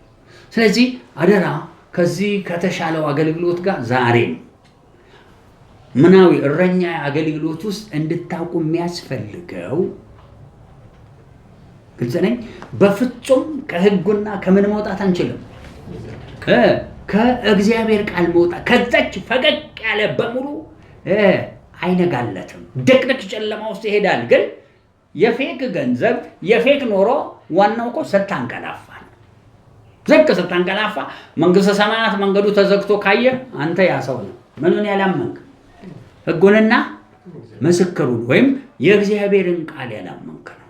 አደራችሁን ዛሬ ሌሊት 3 ነው 4 ራእዮች የጥፋት ስላየው ወደዛ ያን ጸልዬ አዙሬው ፕሮግራሙ ብዙ የወሰድነው ምን አይነት ኤክሰለንስ ያለው ምን አገልግሎት ወደሚለው ስናሻገር ጀርባ ሽፍት አረገ። እግዚአብሔር ጀርባውን እንዳሳየ ህዝብ ወደ ጥፋት ከመሄድ ወጥቶ ወደ ማን ጀርባ? እሷ ዋና ስራ ሄደው ትምህርት አለው። እናንተም አላችሁ፣ ይቀጥላል። እዚህ ጋር እንደሰማችሁት ከሰማይ በክርስቶስ ከመጣው ህግና የእግዚአብሔር ቃል ውጭ ማንም ይነጋልኛል ብሎ ካሰበ ምን አይልለትም፣ አይነጋለትም። ይህን የሚያወራ በሙሉ ለተጠሩ ህዝቦች ነው። ተጠርተናል፣ ተመርጠናል፣ ጸድቀናል፣ ከብረናል። ከዛ እፈለቅቃለሁ ብትል በፍጹም አይሆንም። ነግሬያችኋለሁ። የቃል ኪዳን ሰዎች ለምሳሌ ጳውሎስ ከማህፀን ከእናቱ ማህፀን ብቻ አይደለም ዓለም ሳይፍ ስለተመር እንዳይታበይ የምን መልእክተኛ አለው? የሴጣን ያ እንዳያጠፋው ሁል ጊዜ አስጨንቆ ይይዘው ነበር። ዛሬም በጣም የተጠሩና የተመረጡ ሰዎች እንደ ጴጥሮስ አይነቶቹ እንዳይጠፉ መጎሸሚያ ሁል ጊዜ አብረዋል። እስቲ አሜን። ምን ማለት ነው? በሐሰተኛ ንጋት ውስጥ አይገቡም። ሲያሰተኛ ንጋት አለ በሉ። ስለዚህ በሐሰት አሰራር ውስጥ የጠፉ ሰዎች ካሉ እነሱ ይጠፉ ይሆናል። አብሮን ያለ እግዚአብሔር ይባረክ። እንጸልያለን። እስቲ ሕግና የእግዚአብሔርን ቃል ምን በሉ ጠይቁ። ማንም ወደ መናፍስት ጠሪ መሄድ የተከለከለ። ከመናፍስት ጠሪ በታች ደግሞ የተፈጥሮና ለማለት የምስራቅ አመል ይለዋል። ገንዘብና ብር ወርቅ ሰብስቦ እግዚአብሔር ከኔ ጋር ነው የሚል የምስራቅ አመል እግዚአብሔር የለው። አሜን። ጥሩ ነው። ይኸውላችሁ ትምህርት ሲጀመር ምን ያለው መሰለኝ የሚሰሩ እጆች አሉ። ከዛ የሚራመድ እግርም አለ። እጆቻችሁን ወስወስ ይግባ፣ ህጉ ይግባ። የትኛው ህግ? የጸጋ ህግ ነው። ከጸጋ የእግዚአብሔር ቃል ከጸጋ የወጣ ወይም ምስክርነት ይለፍ። እናመሰግንሃለን፣ እናከብርሃለን። ጨበጥ ጎንበስ። ዋናው ይዛችሁት የምትወጡ ሙሴ ክብርን አሳየኝና ፊቴን አታይም ምንን ታለ ለህዝባችን ዓለም ላይ ለጠፉ ሰዎች የጌታ ጀርባ ተገልጧል። ከጥፋት ዓለም ምን ብለዋል ማለት ነው? ሽፍት አድርገው። ክብርና አምጣ። እናመሰግንሃለን ኢየሱስ፣ እናከብርሃለን። መልካም ጣትህ አብራን ስለነበረ ተመስገን። ለእኛም ሌሊቱ ነግቶ ስለምናገኝ ተመስገን። በሰላም ወደ የስፍራችን አድርሰን በኢየሱስ ተባረኩልን።